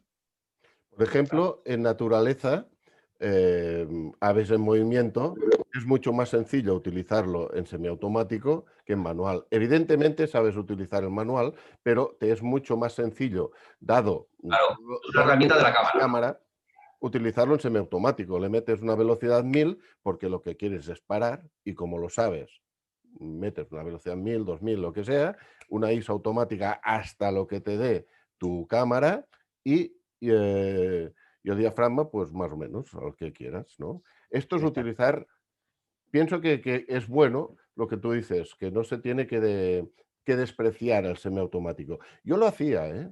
Yo lo despreciaba. Yo era de aquellos que decía manual, manual, manual. Y con el paso del tiempo he llegado al convencimiento de que no. Semiautomático en según qué casos, porque lo sabes. Sabes, tienes un Ferrari para correr. Tienes un 600, lleva 4 y lleva 4, ¿no? O lleva 4 y lleva 2, no sé, pero es diferente, es diferente. Pero De hecho, Juanjo nos dice que le encanta que se diga lo del semiautomático porque es algo que él muchas veces dice. Juanjo nos hace a veces talleres en la asociación y él pues dice estas cosas, que el semiautomático es una herramienta para usarla. De hecho, José, sí. José, llevabas toda la razón cuando has dicho, primero hemos de conocer la cámara, eso es esencial, pero luego hemos de aprovechar todo lo que ya tiene para hacernos más fáciles las cosas. Pues efectivamente el semiautomático ayuda a hacernos más fáciles las cosas. Lo que pasa es que yo sigo escuchando de vez en cuando afirmaciones a ese respecto como con un sentido un poco religioso. Es decir, sí, no, purista. pero la has hecho en manual y ves esa mirada de... Como no esté en manual, la foto no está buena. A mi edad ya eso me da risa, la verdad. Me da risa porque dices... Es que antes había otras cosas con las que ocurría lo mismo. El TTL del Flash es un caso. O sea, antes te decían, TTL, tú estás... Hasta que al final la gente ya lo ha invertido. Dice, manual en el Flash. Me pasaría el rato mirando el Flash. Yo lo que quiero es mirar la realidad y fotografiarla. Y ojo, yo trabajo con el Flash en manual generalmente porque trabajo en estudio. Pero eso no quiere decir que imponga a los demás esa manera de trabajar. Yo trabajo así por hábito, por costumbre, porque una de las cámaras con las que más he disfrutado en mi vida ha sido la FM2 y ahí no había alternativa, era o manual o no hacer la foto. Y por costumbre, pero nada más, es una costumbre. Me dicen que nos hemos dejado preguntas por arriba en el chat. A ver, ¿qué preguntas hay? No lo sé, me avisan. Uno dice, me alivia que diga, Ana dice, me alivia que diga lo del comedor. Pedro José Justicia dice que yo pasé de hacer fotos en el comedor a comer en el estudio. No, es que Pedro nos enseñó en un taller que nos hizo, en su flujo de trabajo, cómo desmontaba un comedor para meter una modelo con fondo y con todo, y lo hacía, corría tal, y lo convertía en lo que tú acabas de decir. Yo te mostrara cómo tengo el comedor de casa ahora. Juanjo nos dice que hay que conocer bien lo que es el triángulo de exposición. Montero dice que la fotografía de... ¿Cómo en fotografía de calle, en manual casi no tiene sentido porque pierdes fotos? Claro. Es que conocer el triángulo de la exposición no quiere decir trabajar en manual. Son dos cosas diferentes. Exacto. Conocer el triángulo de la exposición es, como decíamos antes, aprovechar las herramientas que la cámara te da, y no trabajar en manual tampoco significa automático total, no. Yo os he dicho al principio que lo primero que le enseño a la gente es que hay un botoncito con un más y un menos. La clave realmente está ahí. En decidir cuándo tú estás midiendo elementos que son más claros que un gris medio y cuándo estás midiendo en elementos que son más oscuros que un gris medio. Si además de eso conoces tu cámara y puedes cuantificar cuánta diferencia en EVs hay desde el gris medio hasta aquello que tú estás midiendo, no solo que clavas la foto, es que de repente te sorprende que tu cámara tenga tanto rango dinámico, porque en la mayoría de casos no conocemos el rango dinámico de nuestra cámara porque trabajamos solo con medio. Estamos tirando la exposición hacia un lado o hacia otro porque tenemos que corregirla a posteriori. Yo voy a hacerme publicidad del canal de YouTube. Tengo un vídeo en el que hablo de... Espérate, te la voy a hacer yo. Es un vídeo que tiene que vale la pena verlo. Encima vale la pena ver andar. Sí, vale la pena verlo andar y cómo comenta las cosas. Y es muy didáctico, de cómo sobreexponer o subexponer para llegar al blanco o para llegar al negro. Porque la cámara nos engaña. Me pasé por un sitio que era ideal para eso, era un bosque, entonces estaba todo el rato con zonas con sombra, con zonas con luz y tal. Y sí, es así. O sea, a mí, yo me acuerdo, yo me aprendí el sistema de zonas con el libro de Laguillo y con la versión inglesa de Sound System, ahora no me acuerdo ya el nombre del autor, porque ya hace un taco de años, y entonces era mucho más difícil porque no había inmediatez. tenías que exponer con los grises, o sea, llevando un gris hasta blanco y hasta negro, revelar, recordar qué habías hecho, pero con digital es una barbaridad. Es tan instantáneo que tu cerebro enseguida lo entiende. Bueno, pero Enseguida. el fotómetro, lo de derechear, ¿estás de acuerdo? No. No. Toma, hoy estoy haciendo amigos, ¿eh? Vaya. No, vamos a ver. Que no esté a favor, o sea, que no esté de acuerdo no quiere decir que esté en contra. Quiere decir que actualmente no hace falta. El rango dinámico que tienen nuestras cámaras es tan amplio que derechear el histograma me obligaría a perder tiempo en cada fotografía después para reajustar la exposición. Bueno, si tú si tú sabes que tu rango dinámico puede llegar a 1,5 punto, 2, y lo explotas, llegas hasta ahí, desde luego es mucho más fácil recuperar luces, ¿no?, que sombras. Digo, cuando es muy... Entonces no estás derecheando. Entonces no estás derecheando. Si yo estoy midiendo en un jersey blanco de punta, y cuando mido abro 2 EVs, eso no es derechear.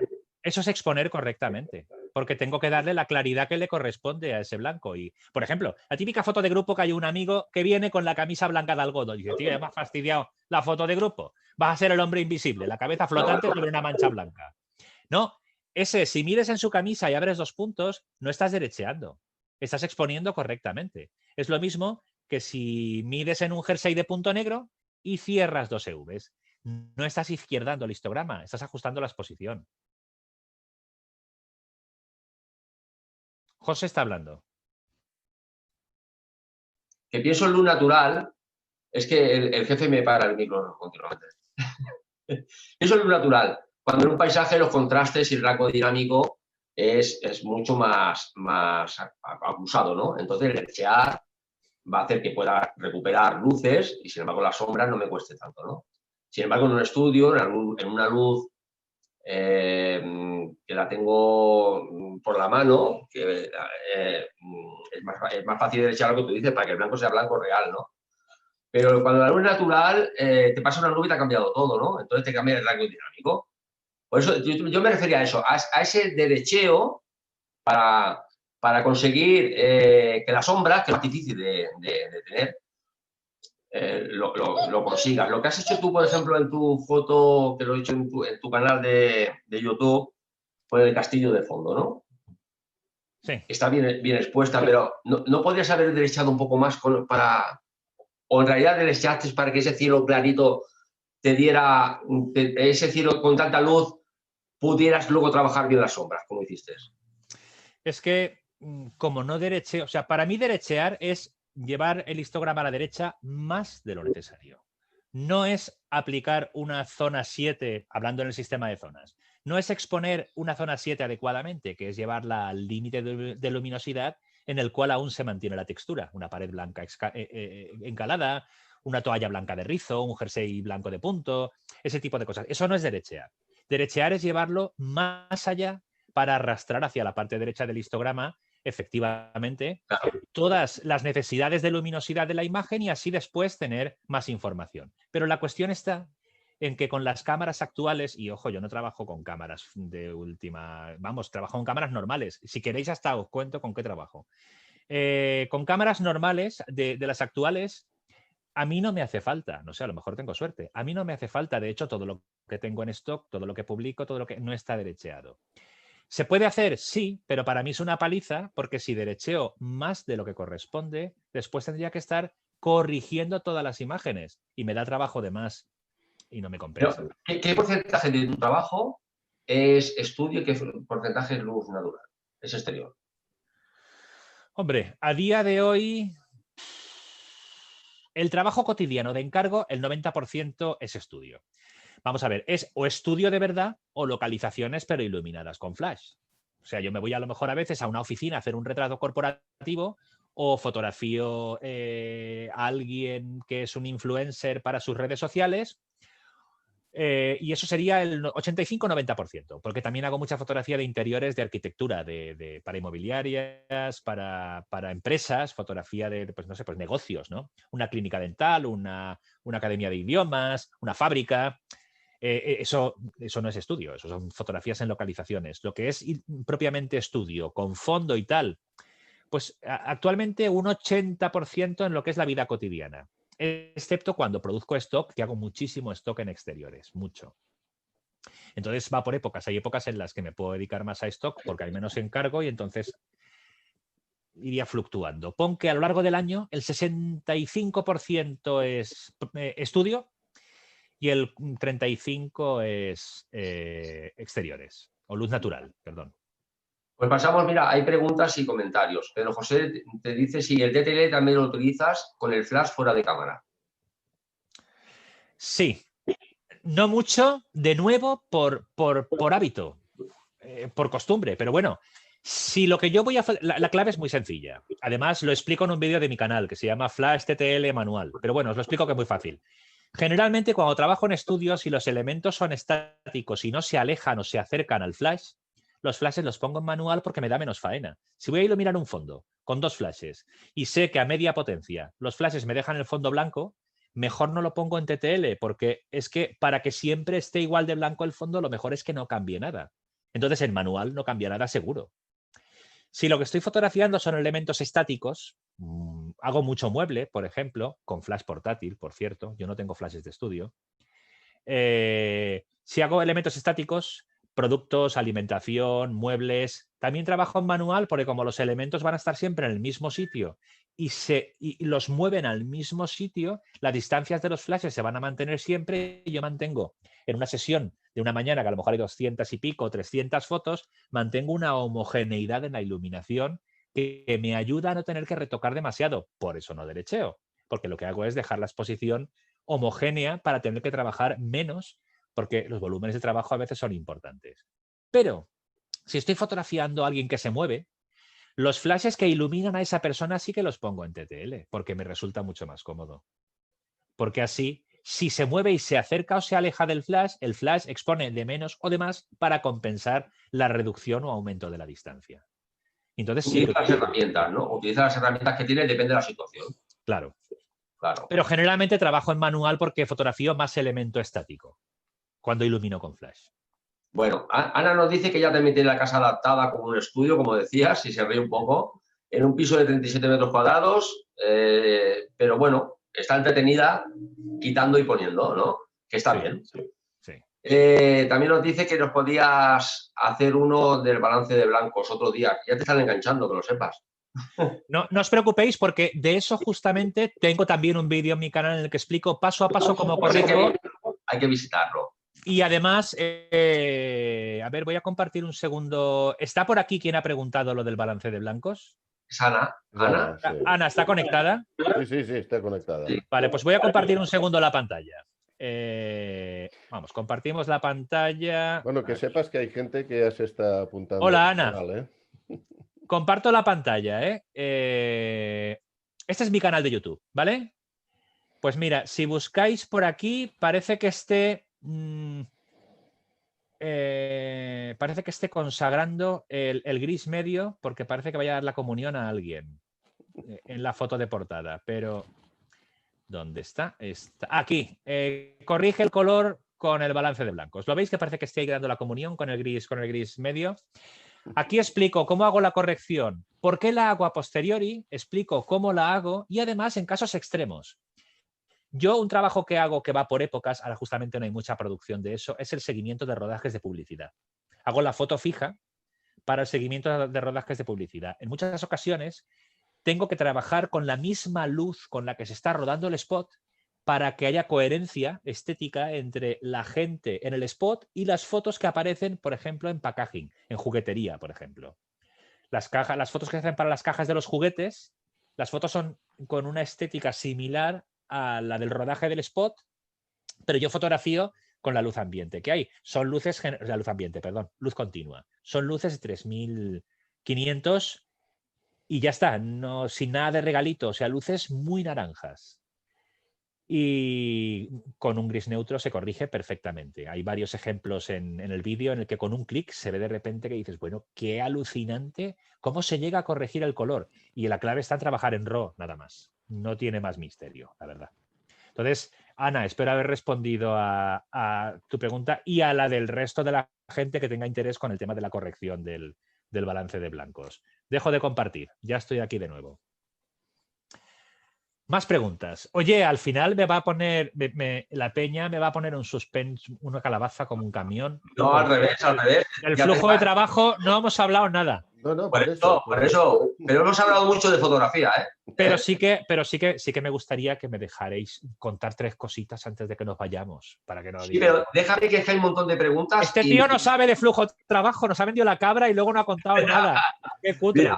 Mira, Luis Vigil comenta que saber dónde medir y saber cómo trabaja tu cámara y ajustar tu cámara a ello es lo más importante. Oh, por supuesto. Juanjo, otra vez, exacto, está muy de acuerdo contigo en lo que estás hablando. Y también dice Luis Vigil que menos mal que alguien se refiere a ti, que alguien contradice al señor de los librillos. Después del COVID, el derecheo es lo que más daño le ha hecho a la fotografía digital. Bueno, tenemos muchos temas, ¿eh? Sí, vamos a ver. Eso tiene sentido cuando el rango dinámico era menos amplio que el de ahora, ¿no? Ahí está. Alguien ya se ha suscrito a tu canal. Miguel Ángel Arenas.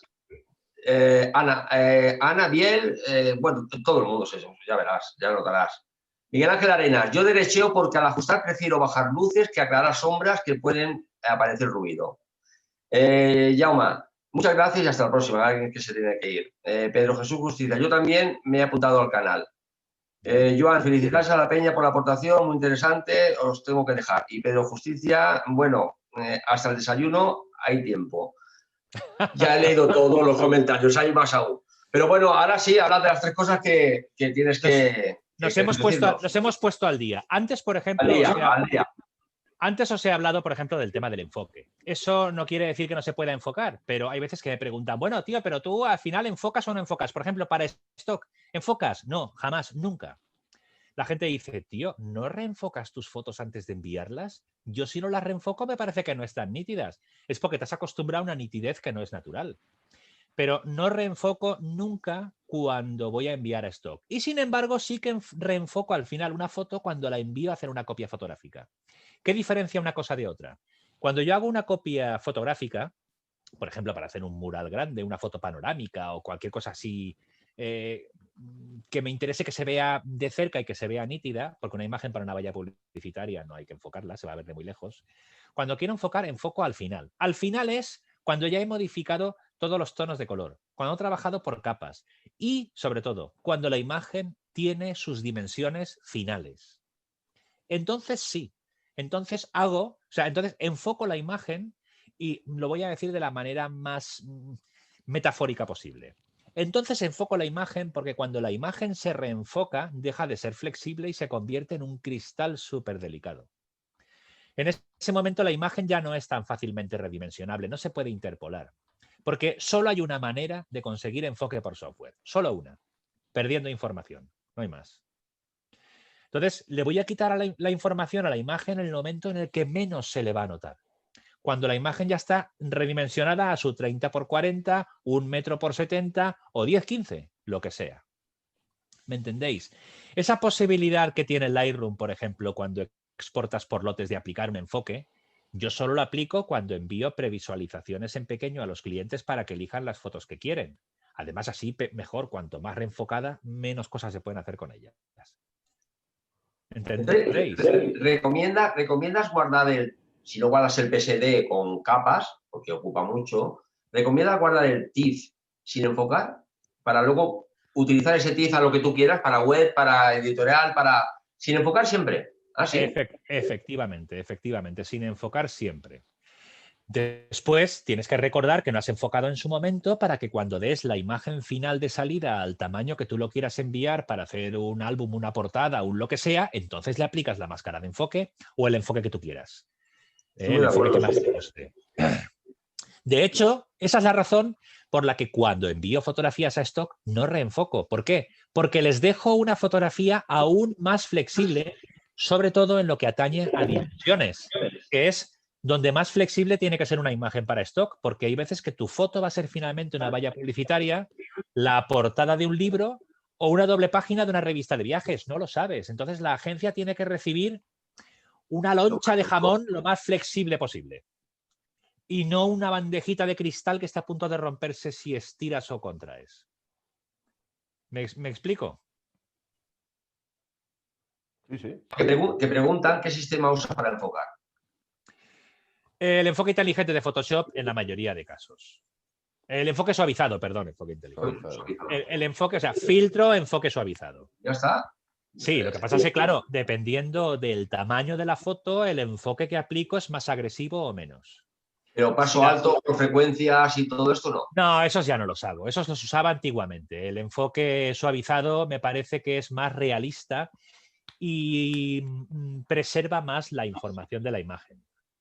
Mejora mucho Photoshop. Menos agresivo, ¿no? Menos agresivo, menos artefactos. Es menos agresivo, sí. De hecho, en mi canal de YouTube tengo algún vídeo en el que cuento cómo acabo una imagen para enviar al laboratorio y explico el tipo, y además lo aplico en ese momento, el tipo de enfoque que aplico. Pero desde que vi lo bien que funcionaba el suavizado, me quedé con él. Ojo, como te pases es peor que el filtro de paso alto. Ya. No hay que pasarse. Y por eso yo el TIFF lo guardo sin enfocar, porque más de una vez, esto ocurre en retoque así, más de una vez son las tantas de la noche, estás acabando con prisas y tal, y tu ojo y tu cerebro ya no son objetivos. Es verdad, y a veces te levantas por la mañana, ves una foto y dices, pero ¿yo qué hice anoche? Como el TIFF original lo sigo teniendo, yo no me tiro sin colchoneta. Porque un salto al vacío sin colchoneta es un peligro. Te toca volver al RAW, que por supuesto siempre guardo, y empezar de nuevo. Pero también me guardo el TIFF. Si alguien se plantea, ¿pero por qué te guardas el TIFF? ¿Por qué te guardas el RAW si ya tienes el TIFF? Pues porque hay veces que con el tiempo descubro que puedo hacer mejor ese TIFF o necesito cosas que me piden. Como que el cielo esté más oscuro, que el producto esté más claro, que una madera de caoba esté más clara y no tan oscura porque ha quedado un pelín oscura y el cliente final... Yo a veces que hago fotografías aquí para fábricas y luego el catálogo se acaba imprimiendo en Asia o en América. Los sistemas CMYK de impresión son distintos, entonces a veces tienes que modificar un poquito el RGB. Por cierto, hay veces, no sé si os han pedido alguna vez, oye, envíamelas en CMYK. Eso no tiene sentido pedírselo a un fotógrafo. No sé, yo dejo el tema ahí. Si lo tenéis todos claro o no os interesa, no hace falta que lo tratemos más. Mira, pero que las fotos no las enviamos en CMYK, las enviamos en RGB, por supuesto. Vale, te pregunta Pedro José, dice, para aclarar por otra persona, dice, al guardar las impresiones en 300 dpi o si son más grandes las impresiones, suben los dpi. Es que claro, el tema del flujo de trabajo es tan amplio que mira que lo he resumido para hoy, pero me habéis hecho un agujero en el suelo y me he tropezado nada más empezar. O sea, no ha habido manera. Pero lo de los DPIs es uno de los grandes errores que se sigue repitiendo a día de hoy. Hay 4 maneras de mostrar el tamaño de una imagen. Desde los megapíxeles que da en cámara, hasta tantos píxeles por tantos píxeles, hasta lo que ocupa como archivo o hasta los DPIs. Que por cierto, PPPs no son DPIs. PPPs es puntos por pulgada y DPIs son dots per inch, que son gotas de tinta por pulgada. Dependiendo de la máquina, no va a gota por punto. Hemos asimilado en castellano como que DPI y PPP es lo mismo, pero no es lo mismo. El término correcto sería PPP, puntos por pulgada. Cuando hablamos de puntos por pulgada, hablamos de la calidad que va a dar un dispositivo de salida, es decir, cualquier aparato que permita que la foto se materialice, desde un monitor hasta una impresora. Pero la fotografía, el archivo de manera natural no tiene DPIs, o sea, no tiene PPPs. Una fotografía de 6.000 por 4.000 píxeles, uso un referente normal, una foto de 24 megapíxeles que es muy fácil de recordar, porque mide 6.000 por 4.000. Una foto de 6.000 por 4.000 a 72 ppp es idéntica a una foto de 6.000 por 4.000 a 300 ppp. Lo digo para que no haya confusiones. Eso que la gente te dice, no, yo dejo las fotos a 72 ppp, pues da igual, como si lo dejas a 3.000, es lo mismo. La foto no tiene más de 6.000 ni menos de 6.000 píxeles de largo. Lo que da la información es la cantidad de cuadraditos que tiene de largo por la cantidad de cuadraditos que tiene de alto. Es una cuadrícula, es un damero enorme y eso es lo que hace que nuestra imagen fotográfica tenga mayor o menor dimensión, la cantidad de cuadraditos. ¿Qué significa entonces el PPP?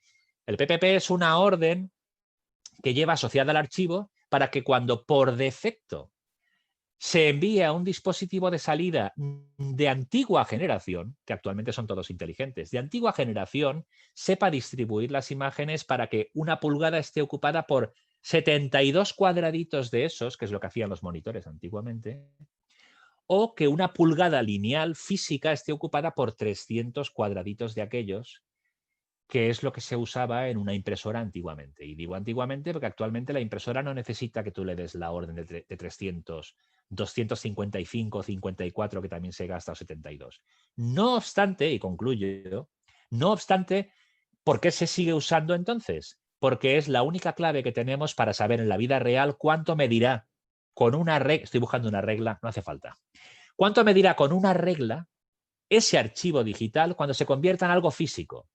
Si yo quiero una fotografía de 10 por 15 centímetros y no quiero llevarme una sorpresa cuando vaya con mi pendrive a la maquinita que saca automáticamente las fotos, si quiero que la foto mida exactamente 10 por 15 centímetros, me tengo que enterar de a qué resolución trabaja. No porque la máquina lo necesite, quien lo necesita soy yo. Si la máquina trabaja a 254 ppp, yo en Photoshop le digo a la foto que mida 10 por 15, pero a 254 ppp.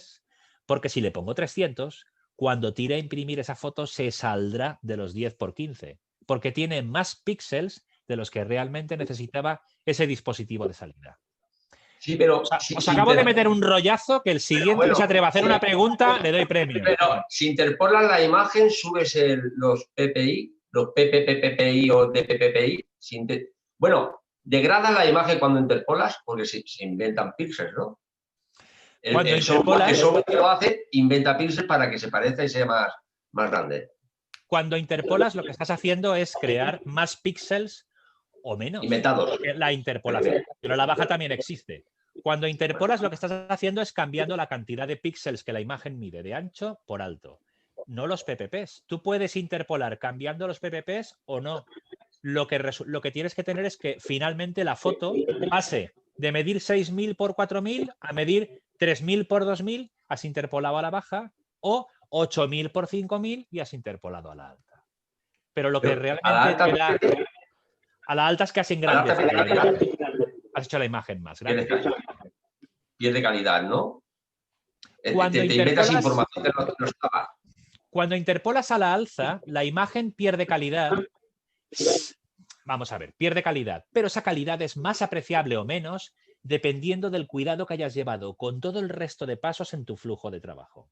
Diréis, joder, qué pesado el tío con el flujo. Que no hemos hablado aún. Pero es que es lo más importante. Por ejemplo, si lo primero que haces cuando abres tu foto es, para sentirte mejor contigo mismo, aplicarle un filtro de enfoque, acabas de hacer que las imágenes, cuando las interpoles, resulten peor. Sin dudas. Si tú has convertido tu imagen de un archivo RAW a mapa de bits, a 8 bits en vez de a 16, pretendiendo aclarar las sombras, sobre todo levantar las sombras que va a generar posterización o bandeado enseguida, y después encima quieres interpolar, vas a hacer que ese bandeado que casi no se ve mida un palmo más, por si no se veía. Todos esos pequeños errores en nuestro flujo de trabajo hacen que nuestra foto final sea, como yo decía al principio, más frágil. Yo digo de cristal, para que se entienda que es frágil del todo. Frágil quiere decir que, entre otras cosas, no la puedes interpolar porque todos los fallos se magnifican. Pero para que os hagáis una idea, yo he hecho fotografías... Mira, voy a compartir un segundo más la pantalla, ¿vale? No sé cómo vamos de tiempo, igual... Muy bien. Va a ser rápido, va a ser rápido. A ver, aquí. Comparto. Voy a enseñaros un trabajo que hice para una clínica dental. Es una clínica dental a la que le hice un reportaje fotográfico y además me encargaron hacer unos vinilos para la fachada. La fachada de la clínica dental era de cristal, toda de cristal. ¿Estáis viendo la clínica dental? Sí. ¿Veis estos vinilos de aquí? Sí. Esos vinilos son la fachada. ¿Veis en esta foto nocturna la fachada? Sí. Querían que el aspecto de la clínica dental llamase la atención no por los rótulos, sino por estar encendida desde dentro. Pero claro, eso provocaba una falta de intimidad para la gente que estaba en la sala de espera, que está justamente en la entrada. Entonces me dijeron, oye, querríamos unos vinilos translúcidos para que se vea que hay gente, que se vea luz, pero que la gente no esté incómoda porque no se le ve. Esos vinilos son imágenes que finalmente acabaron midiendo 3 metros de largo por 1,5 de alto, hechos con una cámara. Las fotos son mías, por eso sé cómo están hechos. Están hechos con una Nikon D300, una cámara de 12 megapíxeles.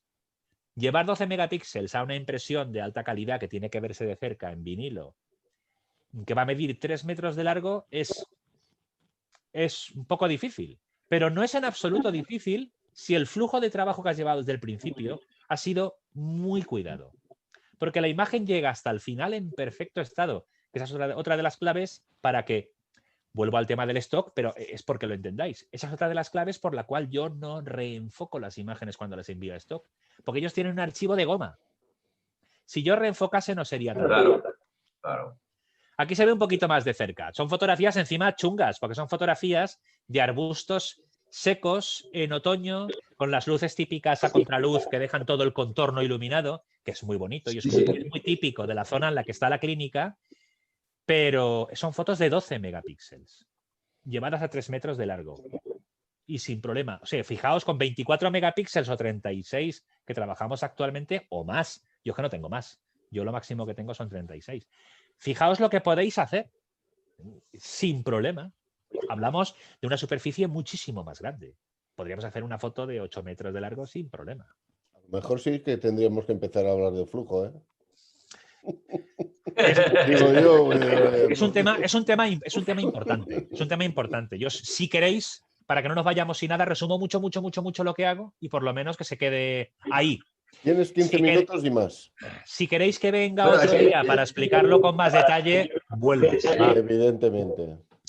Vengo otro día para explicarlo con más detalle, sobre todo si tenéis dudas sobre ese tema. Pero bueno, básicamente, y lo digo de memoria, o sea, es que el guión que hay aquí ya es intocable, no nos podemos meter en esto. Trabajo en RAW, disparo en RAW.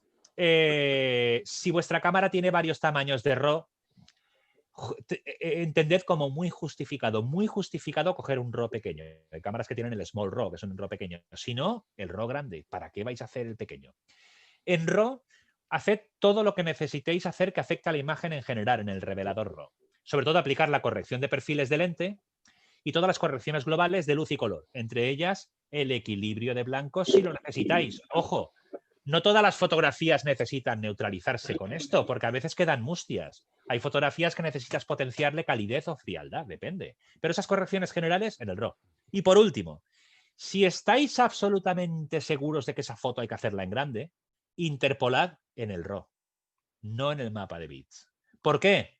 Porque el RAW aún no es, insisto, una imagen pixelada. Es una imagen continua, es una imagen numérica, matemática. Bueno, no es una imagen, es un archivo matemático del que se extraerá una imagen cuando decidáis dividirla en cuadraditos. En el RAW aún no tiene cuadraditos. O sea, trabajar todo lo que puedas en Lightroom o cámara RAW. Exacto, todo lo que puedas global. Claro. Incluso el redimensionado. Y después ya cuando abres el mapa de bits, si vas a retocar poco luz y color, conviertes a 8 bits y no pasa nada. Porque trabajar con 16 bits es más lento. Porque además 16 bits no es estándar, luego tienes que volver a convertir. Pero si tú estás viendo en el RAW, que además de lo que le has hecho al RAW, luego por partes ya te ves venir que quieres modificar el cielo, quieres sacar contraste en el agua cristalina de ese riachuelo que has sacado así que parecía algodón. Si quieres hacer cosas de esas, convierte a 16 bits. No conviertas a 8 bits. Porque le vas a pedir al archivo mucha más metralla, vas a pedirle un estuche que luego acabará siendo de 36, pero tú quieres uno de 80 en principio para tener muchos colores. No vas a tener tantos como en el RAW, pero vas a poder trabajar por capas, con máscaras de capa y con la flexibilidad y precisión de trabajar a nivel píxel que solo permite un programa que trabaje por capas como Photoshop. Para mí es insustituible, yo sin eso no puedo trabajar. Incluso para clonar, yo no limpio en Lightroom. Es lento, impreciso y a partir de la cuarta mancha que clonas, el Lightroom ya va a pedales. Es pedirle al Lightroom lo que no es natural para él. Lo que es natural para Lightroom es decirle, mira, de este archivo, de este disco duro de 1500 fotos, conviértemelas todas a 1015 a 300 dpi. Y Lightroom no tiene ningún problema, le da igual 1500 fotos que 10.000. El chic-chac, chic-chac, chic-chac, va haciendo. Eso Photoshop es incapaz. Photoshop no puede secuenciar el trabajo así, con lo cual cada uno tiene su campo de trabajo. Cuando estáis a nivel píxel es el momento de limpiar, quitar, clonar, quitar pelitos, manchitas, de todo. Cuando tengáis todo eso, mantenéis el archivo por capas hasta el final. Por supuesto, no hemos reenfocado en ningún momento. No se reenfoca para nada. Todo lo que tengáis que hacer de modificaciones de la imagen, no lo hagáis por, en el caso de Photoshop, no lo hagáis por el menú imagen, ajustar y todo lo que pone ahí, porque eso lo estáis haciendo en el lienzo de la base de la imagen, en el fondo. Hacedlo todo por el menú de capas. En el menú de capas, hacedlo todo por capas de curvas, niveles, lo que sea, porque esos son cálculos matemáticos que se aplican encima de la imagen y que con una máscara de capa podréis quitar o poner. O sea, eso, yo a día de hoy no sabría hacer las cosas sin eso. Eso es lo más. Es lo más. Para eliminar brillos, cambiarlos, modificarlos, cambiar color, para hacer que un retrato tenga más contraste, menos, para añadir brillo al pelo, para quitarlo, lo que sea, el dot, lo que se llama dodge and burn y todo ese tipo de cosas. Bueno, lo que sea. Y cuando vayáis cerrando posibilidades de edición, ¿a qué me refiero con eso? Cuando vayáis acoplando capas, cuando vayáis guardando en un formato u otro, estad seguras y seguros de que no vais a necesitar esas capas. Porque a día de hoy, para la pasta que vale 1 giga en un disco duro, no merece la pena tener que volver a hacer el trabajo de nuevo. Se guarda el archivo por capas, en PSD o en TIFF, lo que más manía le tengáis, y ya está. Por último, perfiles de color. Cuando convirtáis de RAW a mapa de bits, usad Adobe RGB o Profoto, el que queráis. Pero sRGB no. sRGB, de nuevo, merma la variedad de colores que tendréis en vuestro archivo. Veo por vuestras caras que lo tenéis claro, con lo cual no insisto. Podéis trabajar con Profoto o con Adobe RGB. Profoto tiene más gama aún que Adobe RGB, pero el problema es que no es estándar. Entonces, envías un archivo a una máquina a imprimir y de repente te lo altera porque no sabe leer el Profoto. Eso es un problema de competencia entre empresas, pero bueno, no entro en eso. Con que esté en Adobe RGB 1998 está bien. De hecho, las agencias de stock piden las fotos en Adobe RGB 1998. Alguien puede pensar, uy, pues las que tengo en sRGB, como he visto en Photoshop, que se puede convertir el filtro tantas veces como quieras, convierto el, perdón, el filtro no, el perfil, convierto el perfil a Adobe RGB y no se da cuenta nadie. Bueno, pero no tienes la variedad de colores que tendrías con un Adobe RGB 1998. Tú tienes al final tu estuche de 36 colores, pero lo que tienes es 12 colores repetidos 3 veces cada uno. Tienes 3 pobres estuches de 12 colores juntos, pero no tienes un estuche de 36. Sí. Por último, cuando guardéis las fotos, no le reduzcáis el tamaño. Por eso de decir, bueno, para que me ocupen menos. No, dejadlas en grande. Y luego, si hay que hacerlas en pequeño, guardáis como y una copia, pero no os guardéis la foto en pequeño. Porque cuando la queráis en grande no vais a inflar la pequeña habiéndola tenido en grande. Y con esto casi está todo. Solo una cosa más para concluir. Me he dejado 10 veces más de lo que he dicho. Pero bueno, volverás. ¿Qué te piensas? Una cosa más para concluir. Cuando hayáis, si el trabajo es crítico, si de verdad queréis tener la máxima calidad, no retoquéis jamás un JPEG. Volved al TIFF, por eso guardo los TIFF. Porque el JPEG y el TIFF tienen 2 sistemas distintos para guardarse. El TIFF se puede guardar comprimido con LZW. La compresión LZW también genera pérdidas, pero son pérdidas imperceptibles. Solo se verían a nivel de cuantificación matemática, pero no afectan a la imagen. Podéis guardar todas vuestras imágenes con TIFF en LZW, que no hay ningún problema. Y podéis abrirlas, retocar y guardar las veces que queráis, porque no se produce ningún fenómeno que sí se produce en JPEG. Y es que el JPEG cada vez que guarda, pierde información. Son pérdidas muy acusadas y acumulativas. De hecho, si algún día os aburrís y no tenéis nada mejor que hacer, coged una imagen vuestra y sin hacerle nada, guardadla sobre sí misma como JPEG 10 veces. Que sea una copia, que no sea el original. Abridla en Photoshop y comparadla con el original y veréis cómo ha perdido un montón de información y surgen esos cuadraditos de colores y luces comunes que se llaman GPH artifacts, o sea, los artefactos Los artefactos, que ahí traducimos por el camino en medio, artefactos y así lo dejo. Se le llama artefactos porque llega un momento que como hemos comprimido tanto las imágenes, Photoshop ha ido reduciendo información del JPEG y las variedades las ha ido anulando. Y los colores que eran muy parecidos han acabado siendo el mismo. Por eso se producen esos colores homogéneos. ¿Guardamos en TIFF o en PSD? ¿O es lo mismo? Es lo mismo, es lo mismo. Antiguamente, de hecho, había eso que decías, es que en PSD solo lo puede abrir Photoshop, pero ahora casi cualquier programa te los abre. Entonces, yo guardo en TIFF. Por dos tonterías, porque el TIFF tiene previsualización, por ejemplo, cuando lo subes a Drive y los clientes lo pueden ver, y porque es costumbre. Como el TIFF también se puede guardar por capas, pues guardo generalmente, pero hay veces que guardo en PSD sin más, porque tengo el trabajo y así para ver en un golpe de vista en una carpeta qué imágenes van por capas y qué imágenes no, las que no veo previsualizaciones que van por capas. Depende del cliente que tenga. Yo también hago muchas fotos para redes sociales, para gestión de redes sociales, para marketing, para newsletters y tal. Entonces, cuando me dejo contenidos de imágenes para páginas web en las que hay que modificar variables, por ejemplo, la imagen central y el título de un producto, para que todos estén igualitos, lo dejo por capas, entonces dejo la base y tal, y el texto en el mismo sitio y la imagen en el mismo sitio. Me lo dejo en PSD y así cuando abro la carpeta, el que no se ve, ese es el PSD. Y voy más rápido. ¿Qué te iba a decir? En PSD tiene una capacidad para guardar en PSD, ¿no? Si no, ya tienes que pasar a PSB. ¿TIFF tiene este límite o no? ¿En tamaño? En tamaño. Yo no he llegado a trabajar con imágenes tan grandes nunca. Y he hecho hasta 3 metros, pero gigantografías, por ejemplo, yo no he hecho. No, yo no me he encontrado nunca con ese límite. A veces vas haciendo capas y llega un punto y dice, no, se ha de guardar en PSB. Y bueno, pues vale, pues en PSB. Bueno, yo fíjate que guardo todas las capas, pero no hago tantas capas. Yo, trabajando en stock, te acostumbras a buscar el máximo equilibrio entre no perder calidad, pero rentabilizar el tiempo. Yo hay veces que veo trabajos metódicos por capas en imágenes que digo, madre mía, es súper lento. Yo, por ejemplo, si hago una sesión de belleza para stock y son 150 fotos, yo no puedo ponerme a hacer retoque por separación de frecuencias en cada foto. Es imposible. No da tiempo. No da tiempo. Entonces, cuando un trabajo es para ti, lo haces por gusto, le metes todas las horas que quieras, pero yo capas generalmente más de 20 en una imagen no tengo, ¿eh? Y ya digo mucho, más de 20 capas no tengo. Generalmente con 10 capas como mucho lo soluciono todo. Porque y hay veces... Perdón.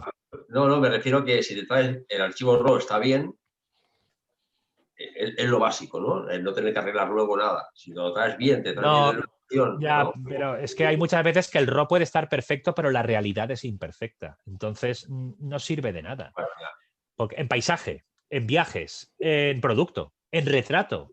Hay veces que el RAW puede estar lo más lejos posible de los límites de los errores, pero en el RAW solo hablamos de luces. En la vida real hay imperfecciones, arrugas, textura, pelos, manchas, tejidos. Hay una infinidad de cosas que no puedes solucionar con la captura. Yo por eso no soy partidario de esta foto la he hecho sin retocar. Ya. Bueno.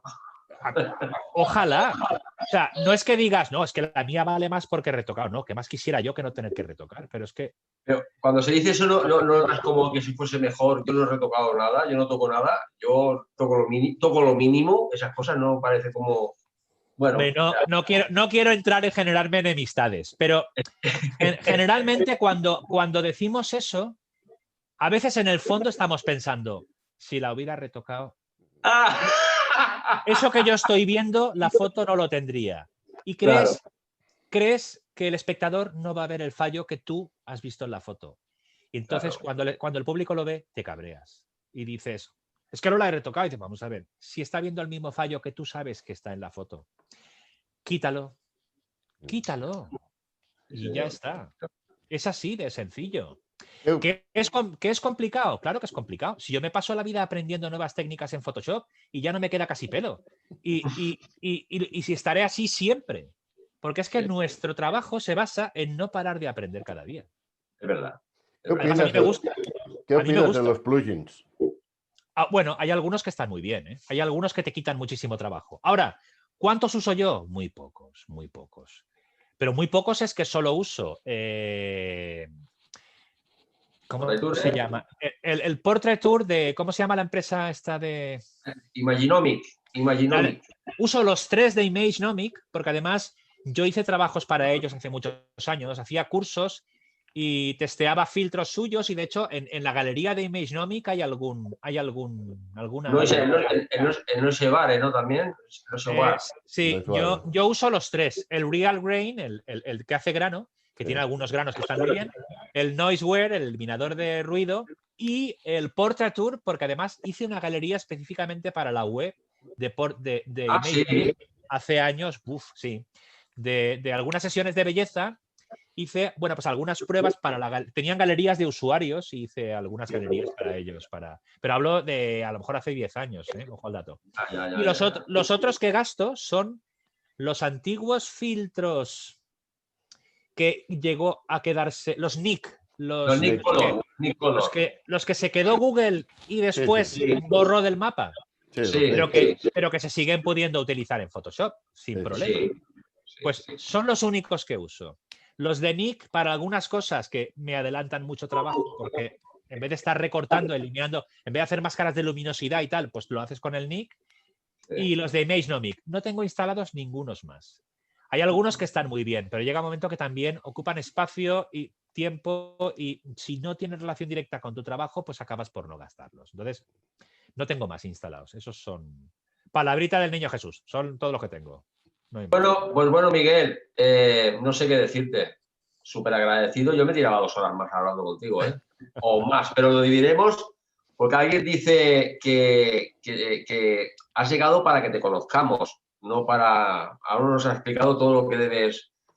Muchas gracias. Tenemos que estrujar un poquito más, aunque sí que es verdad que viendo tu canal, ahí hay mucha información explicada, tal y como has estado haciendo la tertulia. De esa manera amena que te decía al principio, que es cierto, eres comunicador. Yo me lo he pasado muy bien. Me lo he pasado muy bien porque lo interesante es no dar abasto a las preguntas. Eso es lo divertido. Llegar aquí para soltar un rollo y que la gente esté calladita y tal, que no sabe si te están escuchando o están viendo el móvil. Yo prefiero que la gente me esté pegando la paliza con preguntas, y si no he cumplido, mea culpa, si no he cumplido, yo me comprometo a venir otro día a contaros el rollo. No has cumplido, lo siento, no has cumplido. Me lo he pasado muy bien, porque a mí me gusta esto, me gusta que haya interacción sin parar, para eso te conectas. Si ves a la gente, te están felicitando continuamente, eres un máquina, gracias por esta clase tan divertida. Muchísimas gracias a todos. Deseando que vuelvas otra vez, un placer conocerte y verte trabajar. Fantástico, muchas gracias. O sea, a todo el mundo, que sepas que... Estoy agradecidísimo. Muchas gracias de verdad, porque esto es lo divertido. Esperamos, Miguel, poderte tener, pero en vivo, cuando pase todo esto del COVID. Ostras, ya molaría ya. Un fin de semana aquí en Badalona, con los compañeros de Santa Coloma y con los compañeros de Sants, y tenerte aquí, porque es un placer escucharte. No. Esta gente sabe que no doy coba, al contrario, doy mucha caña. Es un placer escucharte, y en directo tiene que ser la hostia. Muy agradecido. La verdad es que este año lo hemos notado. Yo me muevo bastante durante el año a muchos sitios, porque hago muchos cursos de fin de semana, pues de Photoshop avanzado, iluminación con flash portátil y tal. Generalmente estoy todos los años en la Casanova Photo Week, tanto en Barcelona como en Madrid. Sí. Y este año todo lo hemos tenido que hacer por videoconferencia. Incluso estuve con Carrete Digital también hace poco. Bueno, Carrete es más una plataforma online, pero este año todo lo hemos hecho online. Y hay muchas cosas que, como no tienen alternativa para hacerlas online, pues no hemos podido hacerlas. Pero bueno, tan pronto se recupere todo, volvemos a la carretera, claro, por supuesto. Bueno, si quieres felicitarlo, podéis abrir todos el micrófono y decirle lo que queráis. Porque... Me vais a sacar los colores. Muchas gracias. Igualmente, muchas gracias a todos. Gracias. Muchas gracias por la lección, ha sido muy interesante. Una pasada. Muy interesante. A mí se me ha pasado volando, ¿eh? O sea, son 2 horas, pero no me he dado ni cuenta. De verdad, muchas gracias. Que te estén pinchando continuamente es lo mejor que te puede pasar en una conexión de esto. Hasta la próxima, que sea pronto. La semana que viene estás aquí también. La semana que viene tenemos ahora, bueno, ya os lo contaré. Un segundo. Ahora enseguida entra. ¿Pero tú estás bien? Vale, ahora enseguida voy. Vale. Bueno, Miguel. Con Miguel tenemos que quedar otro día y seguro que bueno, será tan ameno como hoy. José. Sí, yo estoy dispuesto a esforzarme, no solo para que sea ameno, sino para hablar del flujo de trabajo de verdad. O sea, dejaremos 20 minutitos sin preguntas. Os cuento todo el rollo y luego ya me preguntáis todo lo que queráis. Eso, hay que coger una tarjeta. Has reventado, ¿eh? ¿Vale? Has reventado las preguntas. Has reventado, vamos. No se daba abasto. Muy bien, Miguel. Encantado. Venga, nos vemos pronto, ¿eh? Pues venga, nos Palabras. vemos. Ya, Hasta luego. y nos vemos pronto. Gracias a todos. Gracias. Adiós.